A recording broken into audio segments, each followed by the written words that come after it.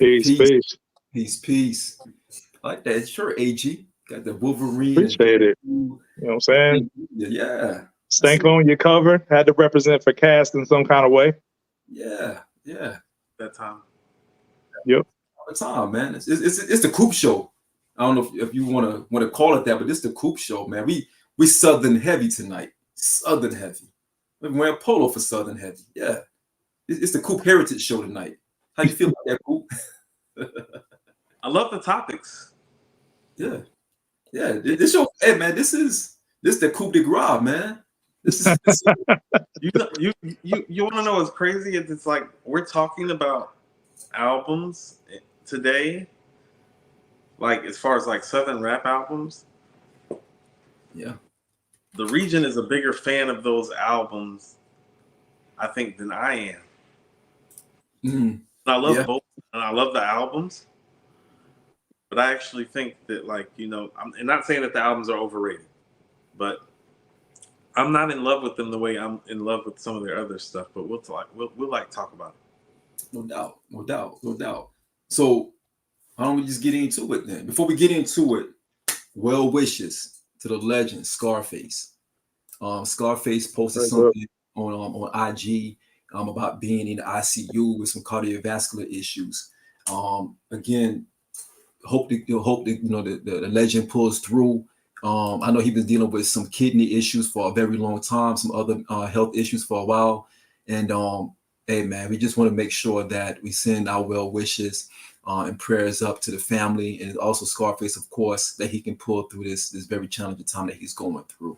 Hoping we can see him on the other side of things, on the good side of things. Absolutely. So definitely want to share that.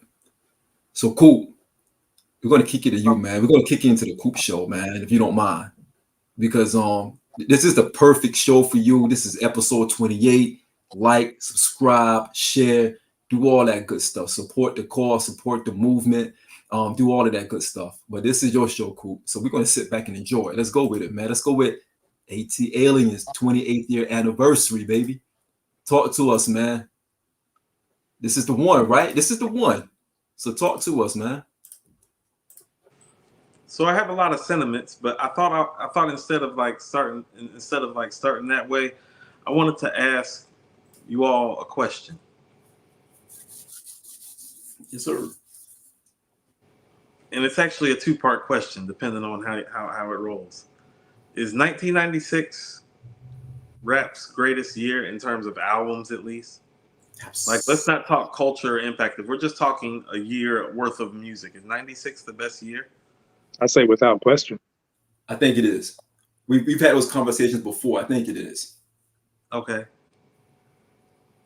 Is ATLiens a top 5 rap album in 1996 to you? For me, just outside of the top 5, but I can't put it top 5. What are your 5 ahead of it? I see where you're going already. What are your 5 ahead of it? Off the top of the head, It Was Written, Reasonable Doubt. Fair, you can both of Pac's joints. A lot of people wouldn't put Machiavelli in there, but I love Machiavelli. That's actually my favorite Pac album. Machiavelli's dope. And then in the 5th spot, I go back and forth between Iron Man and Hello on Earth. One of those two. Okay. I'll Hello on Earth over ATLiens, personally. But you still got Muddy Waters, you got Il Nana, you got Hardcore, you got the best rap year ever. It's the best rap year. I'm just asking. Okay, so neither one of you think it's a top 5 rap album for that year? It's knocking on the door. It's knocking on the door. So it's definitely top 10 on both of your lists. Absolutely. Got to be top 10, but it's barely based on what we just mentioned. You didn't even bring up the score by the Fugees.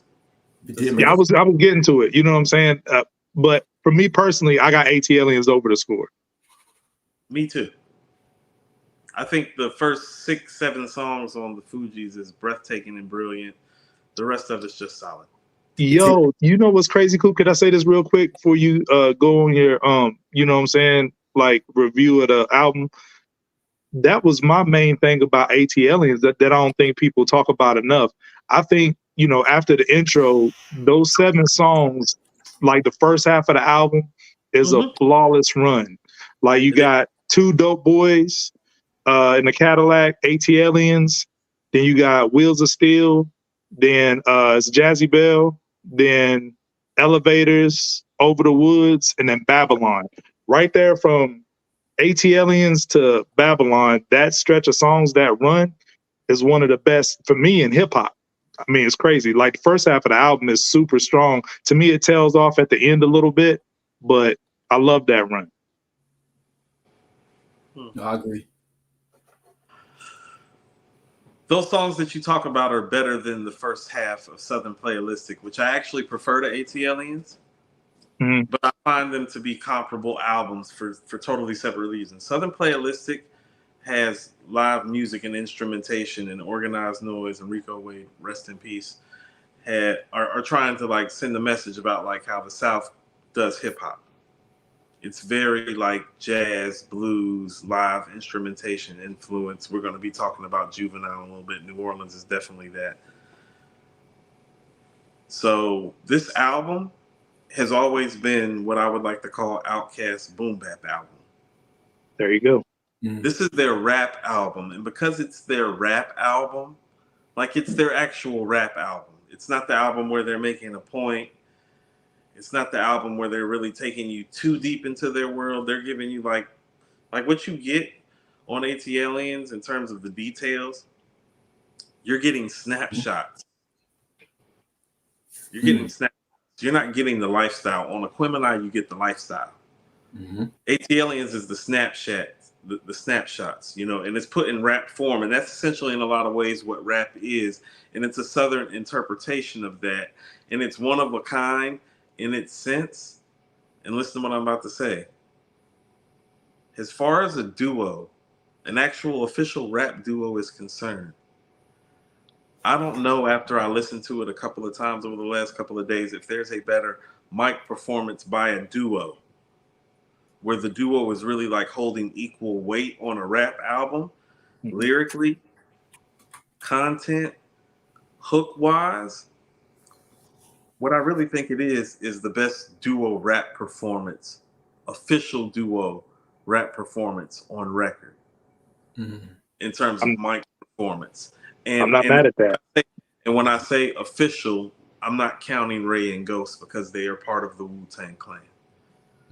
So the Purple Tape, Iron Man, like all that conversation is not part of this to me, because even though we all look at them like a duo, they are part of a larger collective. And that larger collective is the brand name which all of them have like spawned their careers and name and brand off of. You know, this is Outkast. This is Andre and Big Boy. And as far as mic performance is concerned, what I really think it is the best mic performance recorded by a rap duo ever. An actual rap duo. In terms of the mic performance that both of them given you. Dre is exceedingly great on this album, but Big Boy is frighteningly good still. And very early on, and he doesn't get his credit on this album as an MC because of how great Dre is on this album, and I get it. But lyrically, like content, hook, song, structure, interpret, like all of that as far as a mic performance by two guys, you're gonna have to show me the better one. And also, no group ever switched speeds like this before that was this great. Like People's Instinctive and the Low End Theory stylistically is not that different. It's just done better on the Low End Theory. Like People's Instinctive, the Low End Theory, Midnight Marauders, the mission kind of feels the same. It's just, it's elevated in places on the Low End Theory and Midnight Marauders that I don't think it is on People's Instinctive production wise, and like in terms of putting a whole song together wise. Not even necessarily saying the beats are better. On Outkast's second album, they totally switch everything up, and they're still like hitting the bar at the highest level, but it's at a different level. Like they're hitting you totally different than they did on the first album. No group has ever really switched speeds like this and done this well, you know? It is like being like great at playing football and then deciding it's like, yeah, but I want to go play basketball or baseball. It's being Deion or Bo Jackson. And so in the sports world, this album would be like, you know, like in reflection to the first album and how the first album sounds. And it's funny because it's a street album. Like the Southern Playalistic is a street album with live instruments. Yes. Mm-hmm. This album is a rap album from two Southern guys that are kind of saying it's like, we know this culture just like you do, and we can rap the way that you rap and put songs together the way that you put songs together and do just as good. Like they made Wheels of Steel. Like the most important song on the album to me is Wheels of Steel, because Wheels of Steel is a message song. And the message says that this is how we do it in our culture with a hip hop twist, because it's really an 808s record. But it's saying Wheels of Steel on it and has like literal scratching in it and mixing in it, because it's their Southern interpretation. So I look at Wheels of Steel as kind of like a barometer as what they were trying to accomplish with the album stylistically. It's like, this is our rap album done Southern. Mm-hmm. And I think it's very much like mission accomplished. I think for me, It Was Written and Reasonable Doubt are better than this album. All Eyes on Me is better than this album, because the highs on All Eyes on Me are just too much to like. It's too much to deal with. But after that, I do think that it's in the conversation with Hell on Earth, Iron Man, Muddy Waters, The Score, Illadelph Half-Life. I think it's just about how you feel about those artists and the project that they put out. And some of it is probably where you come from. Like, you probably ain't gonna get a Philly dude to put, you know, ATLiens ahead of Illadelph. You probably not gonna get an Atlanta dude to put The Score over ATLiens. You're not gonna get a Jersey dude to put to put Hell on Earth over Muddy Waters. You feel what I'm saying? Mm-hmm. Mm-hmm. So I think when it comes to a year like that that's so great and so close, because we literally do have about 14 or 15 projects in that one single year, that in any other year would be an easy top 5 rap album of the year contender if you were to separate it over a course of time. It's like if you put De La Soul Stakes as High in 1992, like, it's probably the second best album next to The Chronic in a lot of ways. Feel what I'm saying? It's probably the 12th or 13th best album this year in 96. You get what I'm saying? Which is crazy. Yeah. Yeah, no, it's crazy to say that, but it's also the truth. Right. And so I think a lot of it depends on how you actually feel and like what the album means to you. And if you're from the South, this is our moment. This is the moment where Andre becomes Andre to everybody, and it connects with a whole generation of people. This is that moment. And just off that moment alone, I think it's top 5. Because that moment that he had on this album is really where it started. Like, this is the I Am Legend that is Andre 3000 on the microphone. It's not born on Southern Playalistic. This is the album where dudes are hearing him, and it's like, we have somebody that lyrically you can say in the South is just as good as anybody who you're toting out in one of rap's best years ever. Yeah. Yeah. That had never that had never happened before, though. Yeah. That hadn't happened before. So like the legend that Andre 3000 is, this is the album that it spawned from. This is what came from that. This is what the mic performance is like, because it's like, well, even if he's not the best, we got somebody that we can throw in the ring. Absolutely. You know what I'm saying? It's like, oh no, my guy can box with your guy. Yep. You know, that was different down here when that happened. And so this album is different and special to the climate down here just because of that. It's like, you can't say that the South niggas can't rap no more. Like, you could cut that, because it's like, if you say that, it's like, oh, well, I like Scarface, but he's not quote unquote lyrical. Well, you can be like, but what about Andre? And then a year later, it's like, what about CeeLo? This is the start of all of that.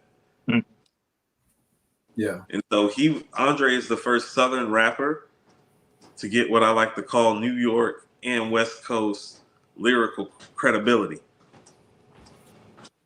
Like, actual credibility is in like, no. Hey, A-list MC.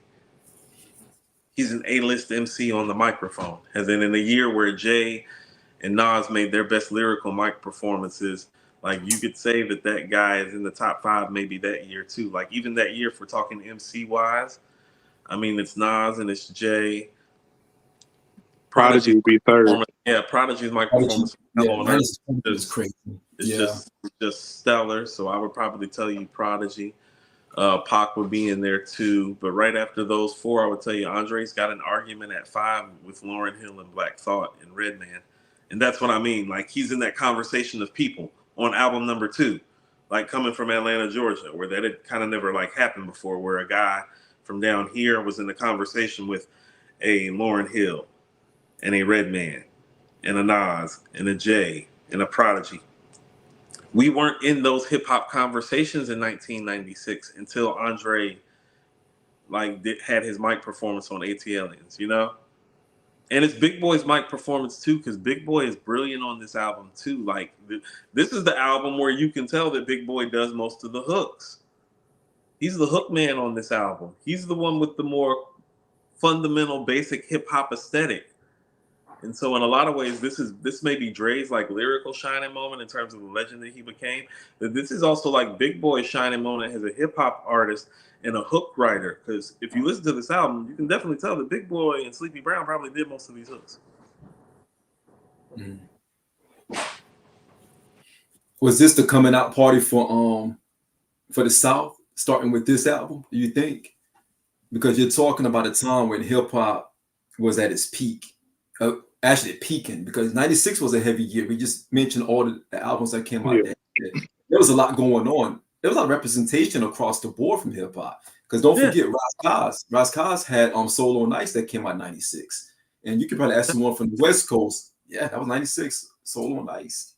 Remember Nas, Solo Nice, Death Threats. I didn't like the beats. I didn't like the beats on Solo Nice. But he was a beast on the mic though. He was a beast on the mic. Ras Kass is a monster. And Pac reigned. And Pac was still reigning at that time as well.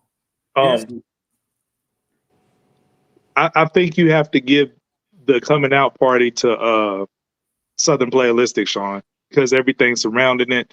The Source Awards, Andre making the speech, it went down as a classic moment in hip hop. They won, album of the year, and was it debut album of the year? I think is the award they won. At the Source Awards. And so I would more so give the coming out party to Southern Playalistic, but on ATLiens, they upped the ante a little bit. That's what I would say to that. Where would y'all rank ATLiens amongst their own catalog? Where would you rank it? For me, it's the best. You know what I mean? But Coop, like he cooked that segment, like, and I'll be brief because he said everything that I was just thinking about as to why I love the album so much. It was the first down south album, in my opinion, that had somewhat of an East Coast aesthetic to it. You know what I mean? So, like Coop was saying, it had that boom bap element. And Dre is like rapping his ass off on there. And then to Coop's point, I never really thought about it. But if you're talking about an official duo, the best mic performance on an album, I fully agree with them, is ATLiens, because if we're thinking about Prodigy and Have on Hell on Earth, Have would fall under Big Boy. You know what I mean? And let's not sleep on what Big Boy is doing on ATLiens as well. Big Boy was cooking on that whole album, and that's no disrespect to Havoc. But like Coop was saying, like if I'm going mic performances in 96, not even the albums, just mic performances, I'm going Nas, Jay, Prodigy, and then at that 4th, 5th spot, we're talking about, it could be Andre, it could be Thought, it could be Redman, it could be, Ghostface. So, or Lauren. Pac for me. It would be Pac for me. I would put Andre's performance over Pac, though. Pac had the songs, but as far as the what he's doing on the verses, Andre was just doing something silly with those verses. But another reason why I love the album so much, objectively, if I'm being objective, I can say Equipmentize their best, but ATLiens is my favorite for all the reasons I just stated. I just think both of them are rapping at a top tier level. It's got that East Coast aesthetic with the boom bap. And as you can see, I'm a comic fan, right? This is my second favorite album cover of all time because of the cover art. My first being Liquid Swords because, you know, it's like comic inspired. So I just love everything about this album. I think it's classic. I think it's 5 mics. And, you know, I would rank it first in their discography. But if I'm being super objective, I would have it no lower than second. For me, I have it third. And You're I a think big Southern Playalistic fan, though. I am. It's super. It's okay. So what? For me, and this may be hard to understand. What it does, what Southern Playalistic did culturally, is more important than ATLiens than me because it inspired a generation of Southern MCs to believe. I'm a firm believer that the rap climate that you see today is in a lot of ways a reflection of Outkast's first album, because I believe of all the Southern rap albums that came out before 1995, that it's the album that makes you believe that you can rap if you come from down here. Mm-hmm. And so I believe it is the rap album of all Southern rap albums that opened up the floodgates. This is the follow-up to the most important moment in Southern rap history, in my opinion. Because for me, Southern Playalistic is the most important Southern rap album ever made. Yeah, we have to defer to you because you're home team. Yeah. Well, I mean, it's different because of that too. But what I mean is like when I can look back on it like regionally now and say that like that I knew it was an Atlanta thing always, but regionally it's really that way. I feel like it's the inspiration for a lot of people to be like, look, we can do it our way, go platinum, you know, you know what I'm saying? Like that happened before. Southern Playalistic went platinum. Mm-hmm. Yeah. It was like different. Those records were different. Like there's not a Southern rap record really like Ain't No Thing before Ain't No Thing. You feel what I'm saying? Right. Where the guy that was like Southern on there, but like also like super lyrical at the same time. Like a lot of the stuff on there is groundbreaking. And so even if you're telling me like some of the like they're better MCs on ATLiens, and the beats you could say are comparable, but the Southern Playalistic has a feel and has an importance that's different to me. I think like ATLiens is the rap album that really just solidified the fact that the South quote unquote got something to say. That's something to say. Like here to stay. It's gonna be here to stay. And so it did that, but all of that was only possible because Southern Playalistic was so fucking dope. Mm-hmm. But to your point, Coop, in '94, hip hop was starting to glow up a little bit because it was finally making some money. Because if you look at it aesthetically, videos and stuff like Players Ball and Big Papa by Biggie and stuff, like, you know, it's no surprise that album moved units like it did. You know, it really kicked down the door, you know, for Atlanta and the Southern as a whole. Yeah, but like Southern Playalistic is, how about this? Southern Playalistic is the first Southern rap album that I think people listened to that had interpretations of West Coast and East Coast hip hop to it. Like Southern rap classics before it are succinctly Southern. Mm-hmm. This Southern Playalistic showed that this tandem, this production team was influenced by the West Coast and by the East Coast and by the Midwest. Right. Like the album showed that it was reflective of the influence of the other cultures while still being Southern. Right. No, that's more important in my opinion, because it covered like all of the bases. And when you cover all of the bases one time, like that's the Southern rap album that covered all the bases. So it's like when you cover all the bases, well now home team can go to all the bases. You get what I'm saying? It really opened up the door in that sense.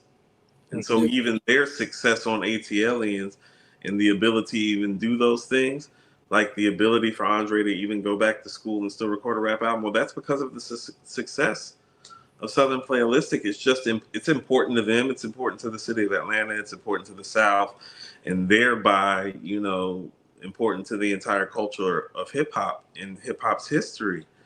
And so just more important. So I think for me, the fact that I have ATLiens at third all time is the reason why I often say well, you know, this is the actual, like, if you don't count Wu-Tang, this is the greatest rap group of all time, because you can have a 3-album stretch of Southern Playalistic, ATLiens, and Aquemini, and then Stankonia being the icing on the cake. And I think that's probably where they probably would veer from Tribe, even for the most, like, you know, sincere Tribe Called Quest fan, and De La also as well. Like, this is one of those albums where you can look back, it's like, oh, this is the separation between them and those groups, in the sense that, like, you know, they can give you different versions of themselves and perform at this, you know, 5 mic level. They reinvented themselves a lot and still put out high quality music. Yeah, that's hard to do. That's hard to do. Like you know, about 7-8 times out of 10, like, when you do that in rap, you're gonna fail. Like, they did it. They did it on 4 successive occasions. You know, without much flaw, in my opinion, outside of some things that are going on Stankonia. And so when you look at ATLiens in a reflective stance, it's that, oh, this was the album that showed you they had the capability to do whatever the fuck they wanted on the microphone and beat wise and hook wise and still make it sound good, which made them very unique in hip hop's annals even early on.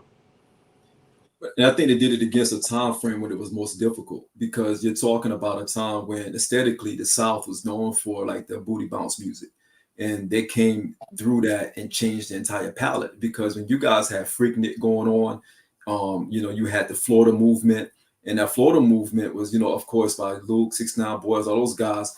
That 95 corridor was blended. You didn't know what was, you know, from us, we didn't know for Georgia or Florida. We thought everything south of, you know, of Georgia into Florida was about booty music, you know what I mean? Because that's what was like the trend during that time. And they came. That's all we knew, honestly. And then from, you know, if you weren't from there, you couldn't differentiate Georgia and Florida at one point because of the way the music was going. Well, if you listen to Andre on the last official song on ATLiens, it's called Growing Old. Like, he says something. He says, "I grew up on Booty Shake. We did not know no better things." Yeah, absolutely. That was the culture. That was driving. Yeah. Well, that's what's special about ATLiens, because there are, like I said, Wheels of Steel is an 808 song. Yeah. Like, that's not a boom bap song. That's actually an 808 song. You know. Right. Yeah. Right. And it was elevated, though.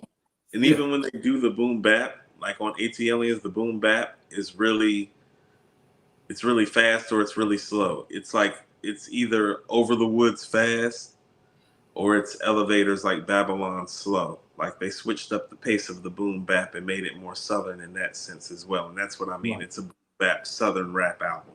That's a good point.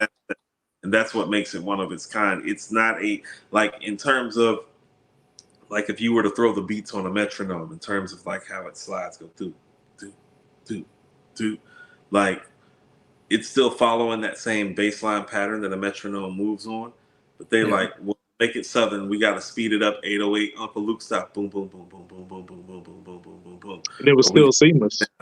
Or we got to slow it down like UGK Ghetto Boy sound. Boom, boom, boom. Mm-hmm. You know, and that's what that album is. That's what that those stretch of songs that you talk about, AG, that start the album, I believe, like, those are their interpretations. Like, I believe they started off with Two Dope Boys because it's the most quote unquote fundamental hip hop sounding, you know, record, and then it goes into ATLiens, which is more like something different and something funky, which kind of like shows like the switch in what they're doing. But after that, when it gets to Wheels of Steel and Jazzy Belle and then Elevators and Over the Woods and Babylon, you watch the pace of the bass literally switch and slow down, speed up, and it's kind of like, whoa, it's like being on a roller coaster, and it's a fun one. Like musically, production wise. That run is flawless in my book. No, I'm with you. Like, I prefer Southern Playalistic, but that run that you're talking about from Two Dope Boys to Babylon, oh no, that's better than the first 7-8 songs on Southern Playalistic. Mm-hmm. Yeah, it's a better run. But understand the back half of Southern Playalistic has Crumbling Herb, Get Up, Get Out, Who Do Beat. That's fair. It is finished. It finished strong. Yeah, it's finished super strong. It's one of the stronger rap finishes too. Like Yeah. Southern Playalistic is one of the better rap closings in rap history too. And it's more concise. It's more concise too, so that helps. It is. Someone told me years ago, he said, man, if Southern Playalistic came out under a different name, under a New York-based group, double, triple. We've been talking about it like it's Illmatic, or it's a Ready to Die, or it's a Into the Woo, because that's how advanced it was lyrically and advanced it was sonically. I mean, name at that time. Okay, so I feel the way. This is the best way I could explain it to you, Sean. In a lot of ways, I feel you know how there are people that really feel like, and you know this because you're from Queens, they feel like It Was Written and Illmatic are both top 20 rap records all time, right? Top 10, top 15, yeah, absolutely. See what you did? See what you did? Just do that. You said top 20. I didn't want to. I want to course correct. Yeah, top 10, top 5. Put next time you want to smile it hard, put that crappy little New York Mets sign up, crappy little team, and don't say that. I'm just saying. But yeah. But for me, in a lot of ways, that's how I look at Southern Playalistic and Aquemini. That's how much I think of Southern Playalistic. No doubt. It's up there because if we're talking cultural impact, influence, record sales, mic performance, memorable songs, memorable moments, memorable careers spawned from moment, production, guest appearances. Like, what do you want? Like, Southern Playalistic has like almost everything that you hits. It's got hits too. It's got anthems. Yep. The world is yelling hootie hoo, but in my pocket nothing but gum and lint. Like when he said that on Benzo or Beamer, it's like, oh no, he's in touch. He knows that everybody is out here singing his shit. Yeah. Because that was the record that like niggas was singing in the streets of Atlanta. That's the thing that made even Dre connect even more. It was like, oh shit, he know that we in the streets really singing hootie hoo. Like we not singing Players Ball. Right. It's the Firestarter. It's the Firestarter album for that region. It gets everything going. There's certain albums that you can go to and say this was the Firestarter. Like you can go to the Chronic and say this is the Firestarter for the G-Funk era. And this was the thing that changed the course of West Coast hip hop for that period because of how advanced it was, aesthetically, sonically, all of those things. Illmatic was the Firestarter that changed how you pay attention to rap in the 90s. So you got Wu-Tang 36 Chambers. It's the Firestarter because it's the album that took it to a whole different sound. Right. Like a whole different, everything was different about that. It wasn't the same. And that's what Southern Playalistic brought to us. And so you want to so you know when you said that, you know what I thought about? For a lot of people, Southern Playalistic is Enter the Wu-Tang, but ATLiens is the Purple Tape. And I'm not mad at that. I'm just not one of the people that feel that way necessarily. Because most people, like, even though we know that Enter the Wu-Tang is more important and more impactful, do any of us think that song for song, that Enter the Wu-Tang is better than the Purple Tape, song for song? I don't want to get into that. I have the Purple Tape ranked higher than. Sit up here and lie. I don't want to do that, Coop. That's blasphemy. Nah, I'm gonna be honest. I got the Purple Tape ranked higher than 36 Chambers. I do too. But it's tough to say it out loud because of what 36 Chambers really is. Like the songs on Into the Wu-Tang are bigger, but there's something about the beats and the rhymes and the life that are on the Purple Tape. It's something about Purple Tape. It feels like it's the crew at their zenith. It's rap superhero crew at their zenith. Yeah, it really is. Let me ask you a question. If somebody challenges you to a versus and you're using Outkast, like what would you, as somebody who grew up in Atlanta and holds their catalog like you do, which album do you think that you would end up pulling the most from to represent them and to potentially win that versus? Or do you think it would be like even distribution throughout the whole catalog? It would be a lot of even distribution, but what I would tell you is that I would be in a position. Okay, a lot of that would be a style thing. I will tell you that part of the reason why I have. Okay, so here's the thing with ATLiens, since we're having this conversation. Let's say we're picking 20 Outkast songs. Even though that run is great that you're talking about, I think we're picking more songs overall from Aquemini and Southern Playalistic in terms of their all-time placement in their catalog all time. Like the songs on ATLiens is frighteningly good and very, very consistent. Mm-hmm. But I don't know if it's their highest moments either. It might be Dre's highest moment as an MC. It might be Big Boy's highest moment as a hook artist and a concept writer. But I don't know if it's their best stuff. Because if I got to battle you, I'm probably pulling the stuff from Southern Playalistic and Aquemini just a little bit more. Like if we're talking 20 songs, I'm more likely to pull 7 from Southern Playalistic, 7 from Aquemini, like maybe 3 or 4 from ATLiens, and maybe like 1 or 2 from Stankonia. So for you, the home runs are not there. Like other than Elevators, what song are you gonna pull that's really gonna win in a versus? Like you got to think about the stage. You got to think about the stage. You can't think about it like a fan. You got to think about it like a stage. I think it's 3 necessary. I think 2 Dope Boys, ATLiens, and Elevators are necessary. Outside of that, I think the other ones could go. See, that's what I'm saying. Like, okay, so I don't think 2 Dope Boys. Like, let's just say we were having a 1996 versus battle. Mm-hmm. Okay. Where do you have 2 Dope Boys as a song on ATLiens? I mean, for me, it's my 3rd favorite song. Okay. Think about the 3rd best song on A Reasonable Doubt. Okay, I got you. Or It Was Written. Yeah. All Eyes on. You get what I'm saying? I feel you. You know? So does that lend to the... That's what I'm talking about, because outside of Elevators, like, you're going to be in a lot of trouble just with those 1996 Raps albums. Yeah, so does that lend to the notion that it doesn't have the home runs like the other albums have, but it might be a more solid, cohesive end-to-end player? Well, Aquemini is pretty crazy. I wouldn't even call it a whole home run, because I think what's happened to Outkast is they're like a cultural experience where it's like they're gonna do numbers and do records and like all that, like over the course of time due to people getting to know them. But they are like a culture moment every time because of how they switch speeds and for what they do.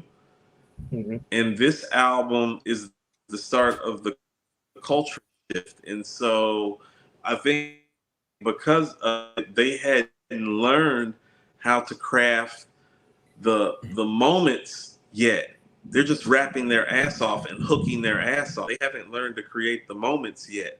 That's why Aquemini is so special. It's like, when you listen to Aquemini, it's like, oh, and they figured it out. Mm-hmm. You know? Like, they figured all of it out. Like, the songs on Aquemini are so full. Like the brilliance of the songs on Aquemini is full they are. It's so complete. The thought, the conception, like everything is so detailed, so nuanced. Right. Like, no, I think that's a great analysis. Cool. On ATLiens, you have 2 dope boys in a Cadillac with a lot of dope beats that really know how to rap very well. Mm-hmm. Yeah, it's different, and so it's 3rd. But it being 3rd is why I think they're like, best official rap duo ever. It's the best Mike Fury and Midnight Marauders, and I'm like, no, those aren't better mic performances from both MCs. Right. Yeah, I don't know. I just do a lot of caping for ATLiens. Plug one and I just do a lot of caping for ATLiens because I feel like I'm one of the only people where that's the favorite. My girl Outkast is her favorite group of all time, and she's a Southern Playalistic fan. You know what I'm saying? That's her favorite joint. You know what I mean? So I just be caping for ATLiens, trying to throw it some bell. As you should. But again, 20th year anniversary. Appreciate it, cool. Let's move on, man. Let's keep it in Atlanta though. Let's keep it in the A. Before we go to that, your AG, can you get these 2 super chats? Yeah, from shout out to Dame 252 with the $5 super chat. Thoughts on fans throwing bottles at Rakim? Total disrespect. Yeah, I seen something about that, man. If like Rakim can't get respect out here, man, then who can? Like that's insane to me. You know what I mean? That's nasty. Nasty work. Shout out to Deuce Falco. Appreciate the $10 super chat. Said hip hop talks. Y'all's Discord, man, laughing. Yo, the Discord be wild, man. We be in there wilding, man. Sometimes I get carried away in there. I apologize. Stop. No, stop. All right. So fellas, y'all want to get into that TI list? Yes, sir. You got the list to pull up? Yeah, man. I don't know if y'all be able to see it. It's Coop. It's Coop froze. You Coop. good, Coop? Good, Coop.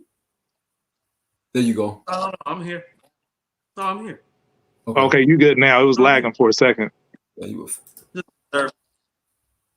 No, it's been lagging over here on my side for a second. That's why I've just been sitting and chilling, waiting for whatever lag is going on to catch up. AG, whatever's going on in West Virginia is officially happening in Atlanta. The house is shaking a couple times since the podcast started.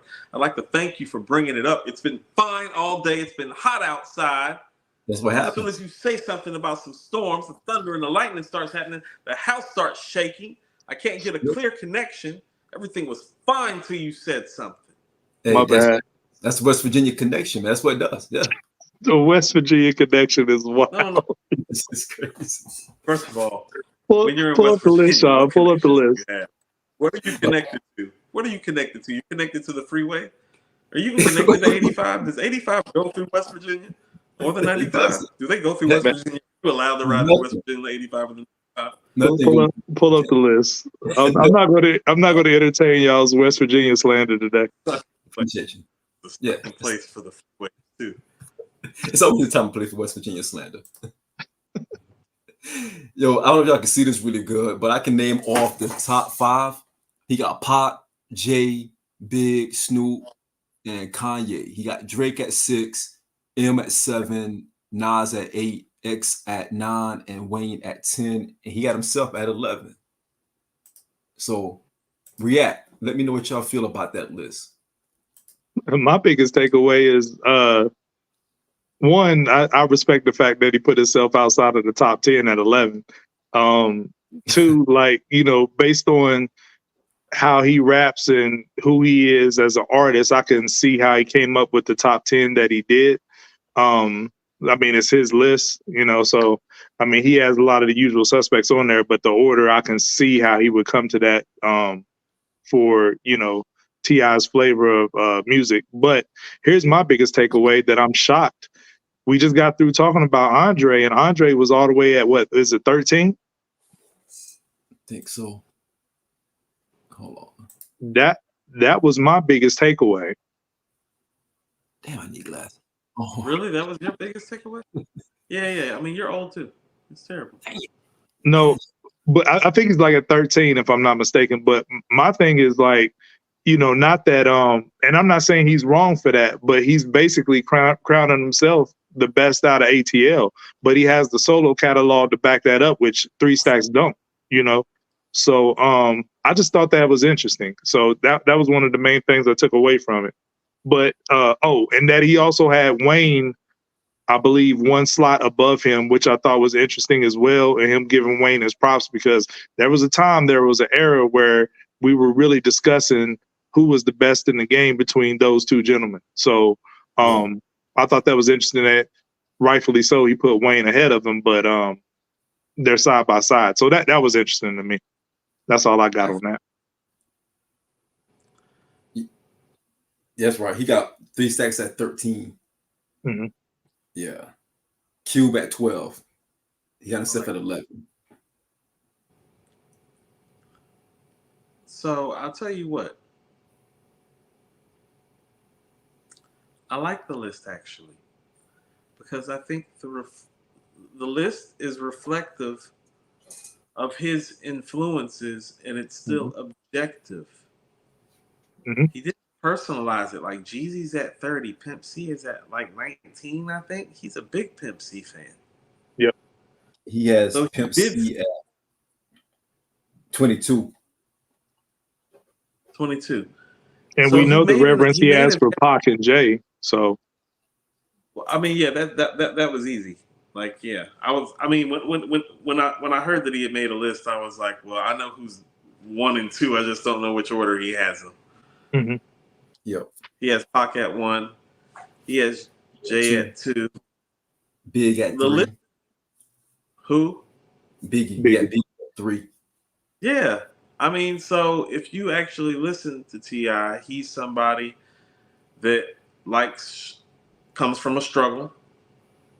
So he relates to the struggle, the hustle, the bustle, and the muscle. And so, like, Jay, Big, and Pac represent that because he's in our age bracket, gentlemen. Yes. Yeah.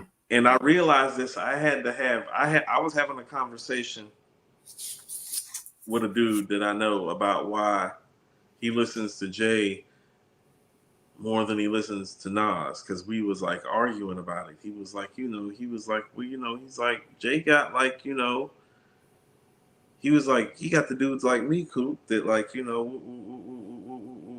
like, that's what, he's like, you already know what time it is. And he's like, and Nas got the, he's got the enlightened and the backpacker and the intellectual and like, what I mean, like the educated, And I was like, and I asked him, I just looked at him, you know what I'm saying? I was like, well, what about me? He's like, oh, well, you different. And I'm like, no, I was like, there's a whole bunch of dudes like me. I was like, that's why we fuck with Nas. Because he's like where the baller and the backpacker meet, like in a lot of ways. You know what I'm saying? But he was really breaking it down for me, like, Jay appeals to the hustle in a way that Nas doesn't. Pac appeals to the struggle in a way that Nas doesn't. It from our era. And so when T.I. is putting them at number 1, I totally understand, because if you look at what his ethos is, it's the struggle and the hustle. Yeah. And Jay has that slick talk that's relatable to anybody hustling. Slick talk. Right. So it's Pac and Jay. You got your struggle and you got your hustle.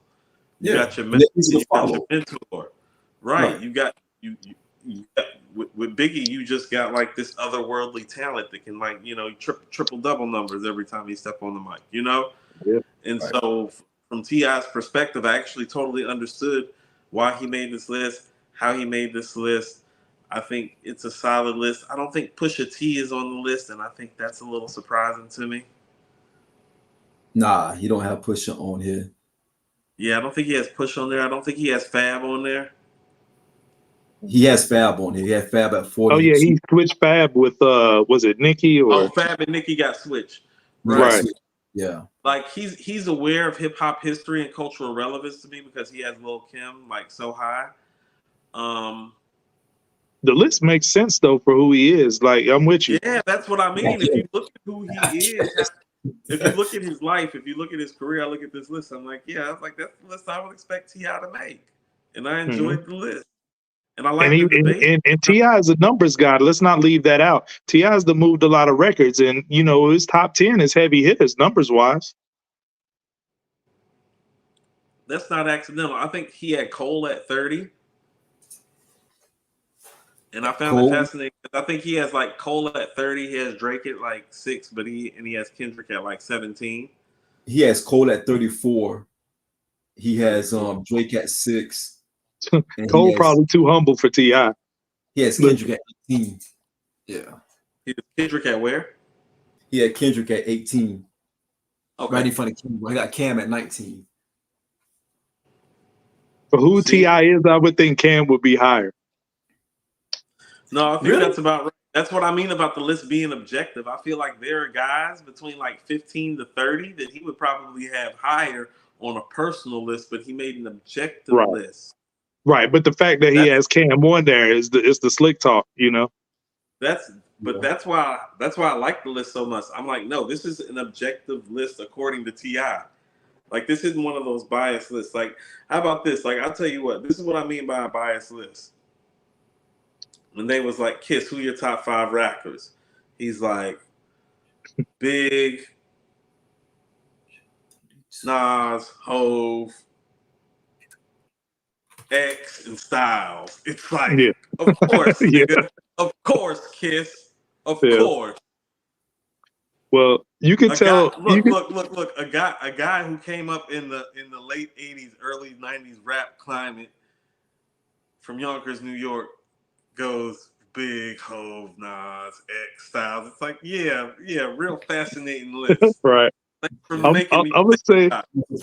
Yeah. I'm gonna say this though. I think he really took his time on the list, and you could tell that because if you take the time to make an addendum on your list to switch Fab and Nicki, then you're really putting some thought in your list, He did. especially towards the back end. To draw them arrows and switch them two out, you're really thinking about some stuff. I will say this. When I saw his list, I thought about something for the first time that we don't discuss enough. And I think it might be some hate involved with it. If you're putting Nicki in the top 50, you're openly admitting that other than Wu-Tang Clan, Young Money is the only other crew that has 3 top 50 MCs in it. Because Drake and Wayne are in. That's a whole nother discussion for another day because I think it's a stark difference between collective and groups. Because they don't have a group album, right? They got that one compilation. There was a compilation, but I don't consider label collectives and groups the same thing.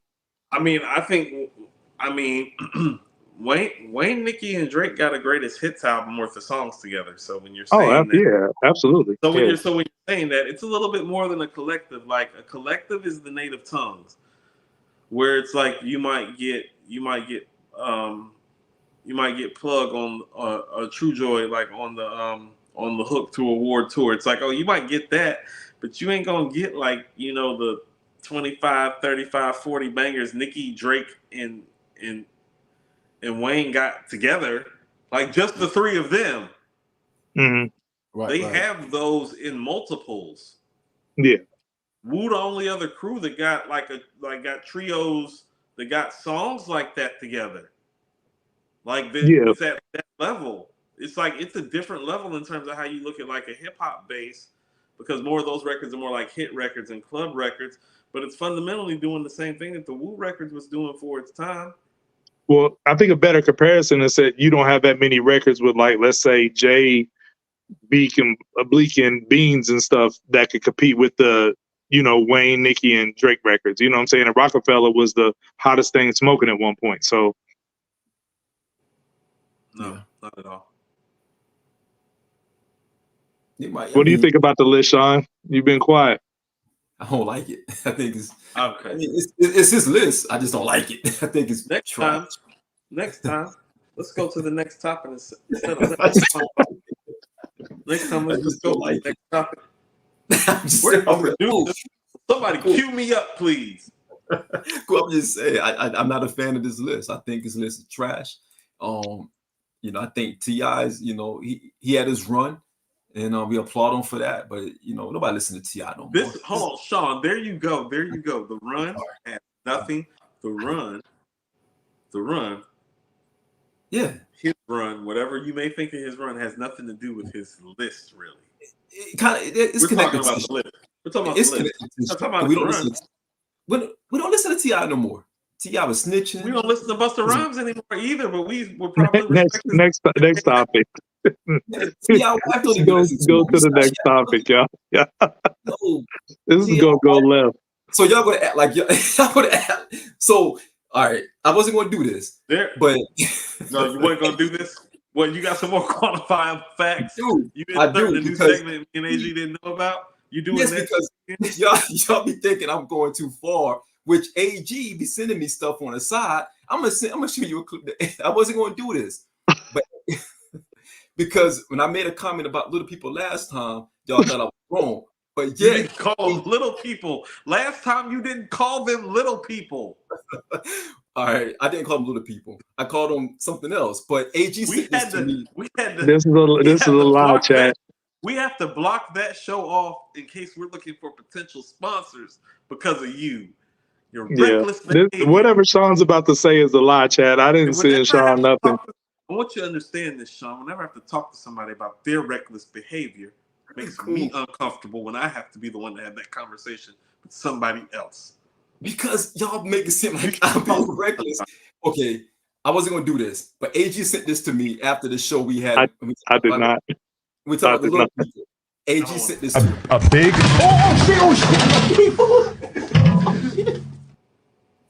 Yo, AG sent that to me after the show. And I was like, yo, why you sending this to me? Like, no, I did not. I did not. Send this to me. And y'all think I apologize for Sean's behavior. I'm wrong. But I'm the wrong one here. And he sent me clips of people fall out the chair. You know what I mean? So I want control to the boards. We're relieving Sean of his duties. You want to know what? I'm going to start moderating the show. Hi, I'm Coop. This is Hip Hop Talk. Click like and subscribe to the page. I'm just saying. Sean's going to be assuming my role as commentator. Cool. I'm going to be friendly co-host and sidekick. I'm trying to figure out why he blamed that on me. Can't be trusted with his role. You can't be trusted. Yo, cool. But cool. Why would he send that to me though? He sent it to me. Why was who? I don't know. I don't know how this happened. I don't know how this happened. Little dude tried to get in the chair. The chair was too high for me. Slipped back. This is after the show. It's an election. Like I'm the bad guy. It's an election. I don't have time for this. I could be watching. You want to know what really happened? You want to know what really happened? Cool. You want to know what really happened? Sean sent me that clip, and the caption when he sent it to me was like, "I'm sorry, I don't know why, but this is funny." He sent it to me. Talk behind the scenes. And I sent it to him. We were going to transition seamlessly from topic to topic, and then you do this. You're right. I apologize. I'm working on myself. I'm working on it. I promise you. Then you do this. We had a whole conversation. You did. And I apologize. I'm apologize to everybody out there. I'm working on myself. It's a work in progress. I shouldn't have showed that clip of homie falling down out the chair. I was trying to figure it out myself. And a big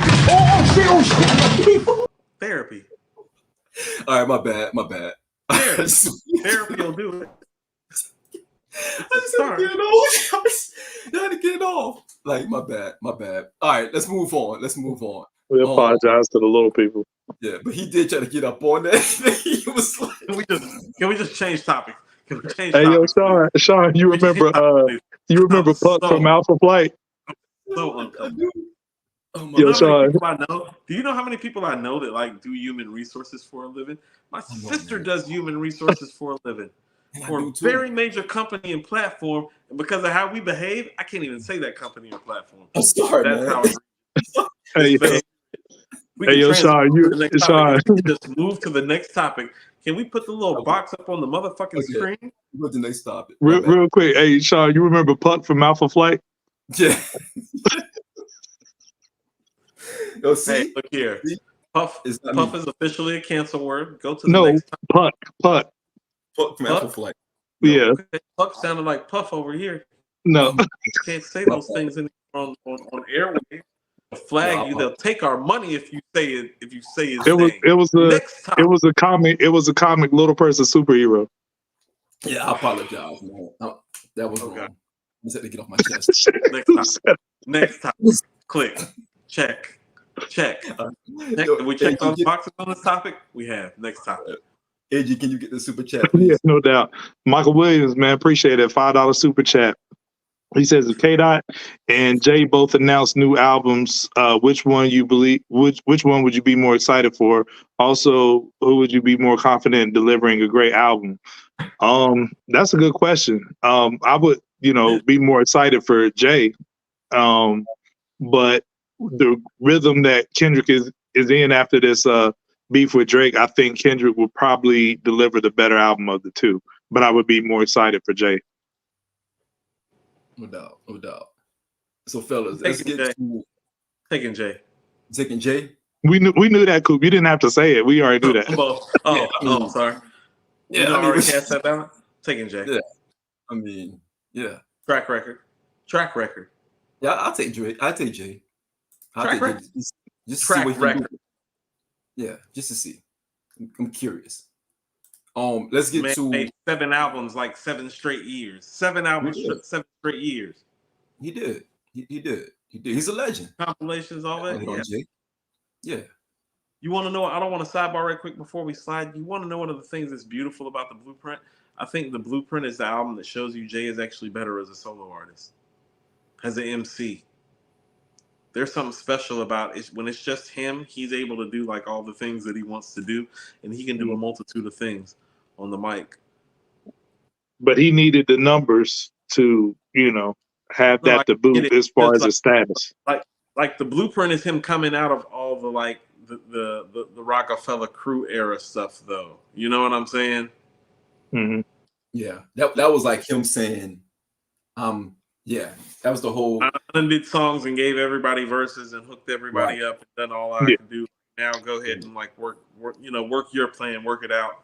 Yeah, he came off a compilation. Dynasty was a compilation. Like y'all ain't gonna get those looks on my next album if I just put y'all on the compilation. Hold that thought. In my opinion, hold that thought, Coop. In my opinion, you're gonna get into that, Coop. He said, "Hold that thought, Coop." Hold that thought, Coop, because I see what you're about to go with this. We're about to talk about that anyhow. Go ahead. So let me tee it up, Coop. Can I tee it up, Coop? Go ahead. Go ahead. Now you want to moderate. Now you want to moderate the conversation when I want to talk. Just saying, because I know where you about to go with this. You don't want to beat the drum too fast. Pause. That's crazy. I'm calling my agent when this show is over. Man, please don't do that.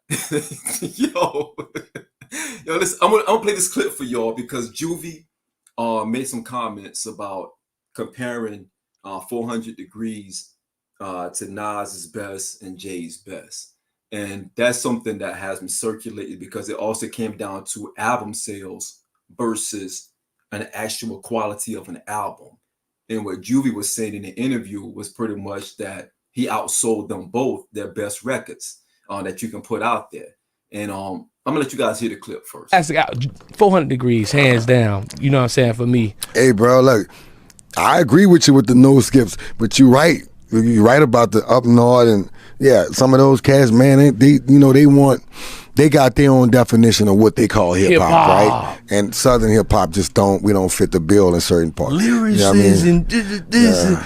They don't know me. That's why I always say, "Oh, you don't know me very well." Yeah, I could turn it up, I could turn it out. I do what I want to do. Like that's the difference. Like a hit is a hit. You don't have to be the best rapper. And look, man, some of the best rap, they got some motherfuckers could rap they ass off. Come on, man. But can't make a fucking hit. That shit don't mean nothing. The best rap in the world don't mean nothing if you ain't got no fucking hits. Like, go check the numbers. Niggas always talk about, man, Nas, da-da-da, Jay-Z, da-da-da-da. Yeah. Okay, who sold the most records? I think that's what counts, right? Yeah. Let's not go off let's just do numbers. You know what I'm saying? Yeah. Let's see who sold the most records on each solo album. Let's go just pick your best Nas album, pick your best Jay-Z album, right? Yeah. And I'm gonna take 400. And you tell me who sold the most on that solo album. I'm taking 400. I'm just telling you. I'm telling you. All right, y'all get the gist of that. I want y'all to hear that in its entirety so you don't think there's a clip on there, there's a misunderstanding or some misrepresentation of what Juvie said. Before I get into that, I just want to give a disclaimer. Shout out to Juvie. Shout out to DJ Jubilee. Shout out to all my people in New Orleans. Shout out to my team in New Orleans. You guys know I do a lot of stuff in New Orleans. I got a team down there. Juvie's nephew. Shout out to Corey. Corey actually work on my team as well. I did tell him I was going to touch this topic tonight and be honest about it. So I just want to give a shout out to those guys before we get into that. The show, it's all love. This is our Don't nobody know you. Cool. I got the pictures right here. Cool. What you want me to do, man? Like, what do you want? Cool. I can make the phone call right now. Cool. What do you want me to do? What you want from me? Cool. You and your Photoshop pictures, man. I'm just saying. Cool. You know what I mean? Hating is confused admiration. I get it. AG, you need to get your boy. I'd like to quote Freddie Fox, who said, "Just because I hate your punk ass don't make you a player." Cool. Yeah. What is wrong with you tonight, man? What is this coming from? What is energy coming from? You getting some messages on the side or something? Stand down, cool, because Sean got the pictures ready in his desk drawer. I watched the show last week, and Sean was real slick. He's like, Coop, he's like, you took 3 L's. There's the Andre 3 Stacks Flute album. He did say that. Album. Yeah, the J. Cole thing. So you took it came from love. He thought he was slick. He thought he was slick like I was going to let it slide. Thought he was slick. Thought I was going to let it slide. It came from love. It came from a love place. You know what I mean? That's all. We grow together. Pause. Like, this is how we Yeah. Yeah. Okay. First So of all, about what first of Juby all, said, you want to know it? Cut the yeah, cameras off. Cut the that was cameras off. crazy. Let's reset the show. this is That grow was Yeah, up. that was worse. That wild. was Yeah. worse. It's That But was worse. you're No. making it wild. Of all You're of making all it the wild. times that we needed to pause, that's of the all the times huge. we needed to pause, Yeah, that's of a all the huge times that we pause, needed to huh? pause. That was crazy. I'm trying to Yeah. play it off So right now. let's reel it back in. Let's reel it back in on what Let's Juby not. said Yeah, y'all making it. on Juby's comments. You know, I like it when rappers get in that bag where they, you know, talking their ish and, you know, really feeling themselves as far as what they've done in their career. And so I'm not mad at what he was saying, but it's just not. Well, first of all, it's not completely factual because we all know, you know, that Jay-Z's highest selling album, you know, outsold 400 Degrees. You know, Jay-Z's highest Hard Knock Life, 6 million records sold. And Nas's highest, it was written 3 million records, and 400 Degrees is 4 million records sold. But that doesn't tell the whole tale of the tape, right? So I think it's when you have the combination of the skill set and hits to boot is when you get put on these best of all time lists. Not to say Juvie, you know, didn't do his thing on his joints, on his hits, but Jay-Z and Nas are, you know, two of the best lyricists that hip hop has ever had to offer. To me, they're the, you know, top two, Nas 1, Jay-Z 2 all time. But I don't think that you can he what he's basically getting at is like, okay, you got the lyrics, but who has more hits? And I don't think that's fair to Jay and Nas because they got the hits too. They sold millions of records too. You know what I mean? So I think that his vantage point was a little skewed. And you know, Sean, I'm gonna let you. You know what I'm saying? Because you point guard in the topics. But my biggest question was, when did record sales become the barometer that we measure the best artists with? You know, because that would shake up all kind of lists if we going by who sold the most records. You really want to know the truth? It's part of why Doggy Style is so important. It's Snoop with Doggy Style, in my opinion. But the talk around it for me, and since Jay-Z is like a part of this, I think he started that rhetoric like when he was going at Nas on the what you think of that record? Like, my joint went 5 mil. What did your joint go? Excuse me, don't confuse me. Like he said that. Then later on Blueprint 2, he said only niggas moving units is M Pimp Juice and us, which is Nelly and, you know, Eminem. But I think 50 is the one who really took it to that next level, where all people want to do is look at record sales. And that came back and backfired on him when he went up against Kanye and lost the record sale battle, because that's what 50 hung his hat on when he was going against the Jadas, the Fat Joes of the world. It's like, yo, these dudes ain't moving no records like me. So that can't mean that they're better. You use what's to your advantage in the climate of rap. It is part of what makes it so territorially fun. It's part of the stamp. It's part of the combative nature of it.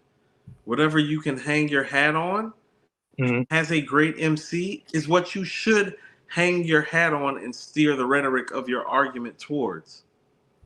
And so he's not doing anything that he shouldn't do.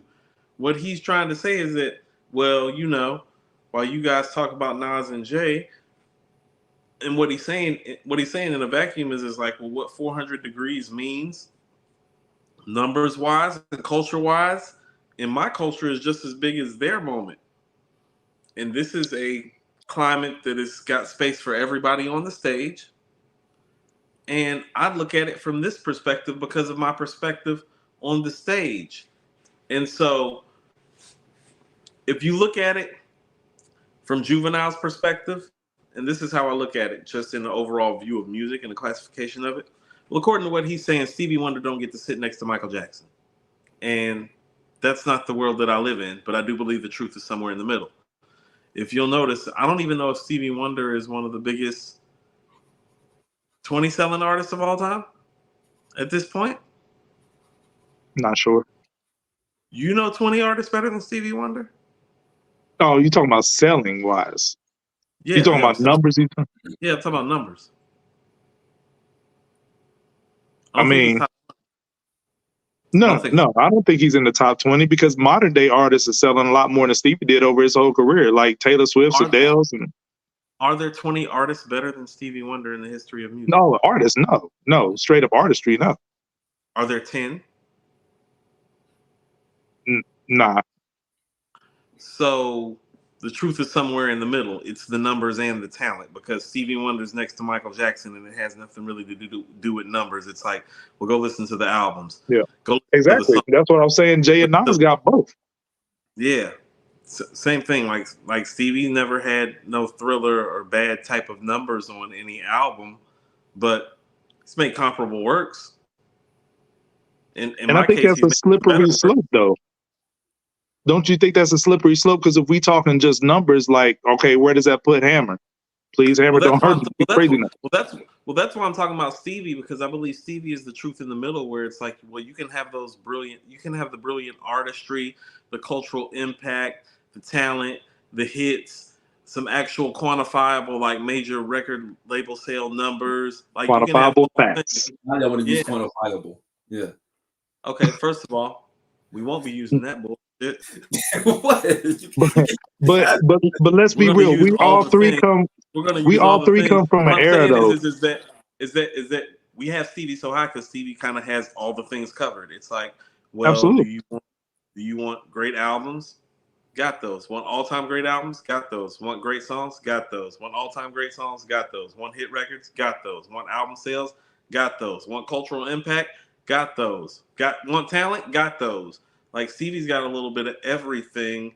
And what Juvenile is saying is it somebody like like, because you got to look at it like it has to be transferable. You can't just speak of it in hip hop terms, because hip hop is part of the culture of music. If I take what you're saying and I transfer it over into our next cultural sect, which would be rhythm and blues / popular culture, however you want to call it. What you're saying is that Stevie Wonder don't push enough weight in these streets to stand next to Michael Jackson, and it's like, that's not true. It's off And so the base. truth is in the so the truth is in the middle. Like, how about this? If what he's saying is true, then Nelly is a top 10 rap artist all time. There you go. And here's the thing: we all We're three come from talking about Juvenile talking like Nelly top 10. right. But we all three come from an era. This is why I hate this conversation in a lot of ways, because we all come through an era. If I just throw something out there, y'all answer if you know it. How many records did the Low End Theory sell? I want to say 700,000-800,000. But most of us can't rattle it off like it because it's not important. Like, how much did 36 Chambers sell? That went platinum. Death Certificate. 2 million. Mr. Scarface. 800,000. I'm different though. Like, I'm different. But I'm saying, does the average fan know these numbers, and does that take anything away from the quality of the album? I found out that Illmatic only moved 300,000 music when Vibe magazine was making it a point to shit on it was written. That's how I found out. So I found out in the article. Yeah, and that's why I don't like this conversation, because he made it all about sales. Because when he said take Jay-Z's best and Nas's best, he meant as in best selling, not best quality. Because like you said, Coop, if you're hanging your hat on sales, then you can have that discussion. But if we're talking about quality, that's not even a competition. He's not saying, yo, pull Illmatic out, pull Reasonable Doubt out, or, the Blueprint and something, and then I'm going to put my albums up against that. He's just talking about like, yo, what sold the most and what does that say?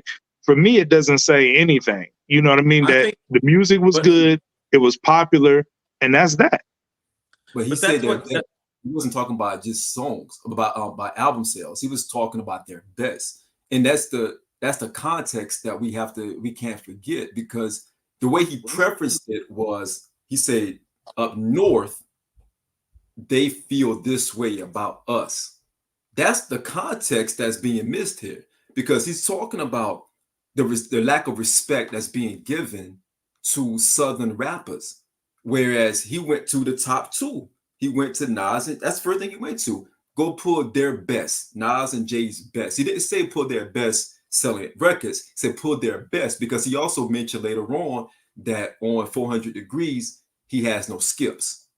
So he's not just talking about the record sales. Yes, that's the foundation, but he's talking about the fact that the consumer felt that this is a top tier album based on album sales, because that's the only quantifiable measuring stick that you can use. Those are the numbers that you can correlate to someone's interest in the actual album itself. Well, I would say this, Sean. He would have had a more stable leg to stand on if he used his former former label mate and group mate Lil Wayne as an example versus himself, because Lil Wayne has the skill and the record sales to be put in the conversation against a Jay-Z or Nas versus, you know what I'm saying? So I think his argument would have held more weight if he would have put Wayne to the forefront versus himself. But see, AG, that's the thing. Juvie sees himself as a top tier lyricist. He sees himself as a top tier writer. He sees himself as a complete artist from the fact that he can spit and that he can put together an actual song. And he expounded on that. That's a talent. That's a talent in itself. That's a talent in itself. Yeah. Because if you go and ask, again, I'm not putting the cape in anything for Juvie because I don't agree with him at all. You guys know that. But you talk to the guys down there, they'll tell you straight up that, 400 Degrees is the tone setter. But we also listen to G. Cole because G. Cole, he's spitting. He's talking that shit. And then he also got joints like, just the underground joints that he's really talking their language. Like Coop was saying about ATLiens and Southern Player Listed, how they were talking the language of Atlanta, and they can understand it because they can really, they can feel it. Pause. They can understand what Outkast is saying because they're living it, they're seeing it, they're breathing it. That's no different than what he's doing down there, because every song that he has on those records, that's how they really talk out there. He's just talking their language and everybody understands it. So he was able to be able to connect with that audience that's riding for him, right? So he's looking at it from a totality of, I can spit, I can write music, and I'm selling. What more do you want? You can put me in the pantheon of these greats from the North that you guys hold at a high regard. That's what he's saying. It's not so much as album sale for album sale. It's more about, I'm checking these boxes just as they're checking the boxes. So put me up against them. He's going to lose, in my opinion, go up against those two juggernauts. But he's saying that he mentioned it, the North. The North. Well, okay, to be great, you got to have irrational confidence, right? Absolutely. And a lot of us see ourselves in ways that we may not be. So I'm gonna just leave it at that. So if he's seeing himself as one of the best writers, said mostly Sean as it concerns this show. This is true. This is true. What is? I don't get it. Like, I'm trying to figure out what's happening right now. No, but we know you don't get it. So does our fan base. Yeah, I'm not mad at the confidence, but I mean, just because you say something and feel a certain sentiment and you say it with conviction doesn't make it true. That's why I tell people all the time, because you wear glasses, that don't mean you're right. Here's where Sean is actually right for a change. If you actually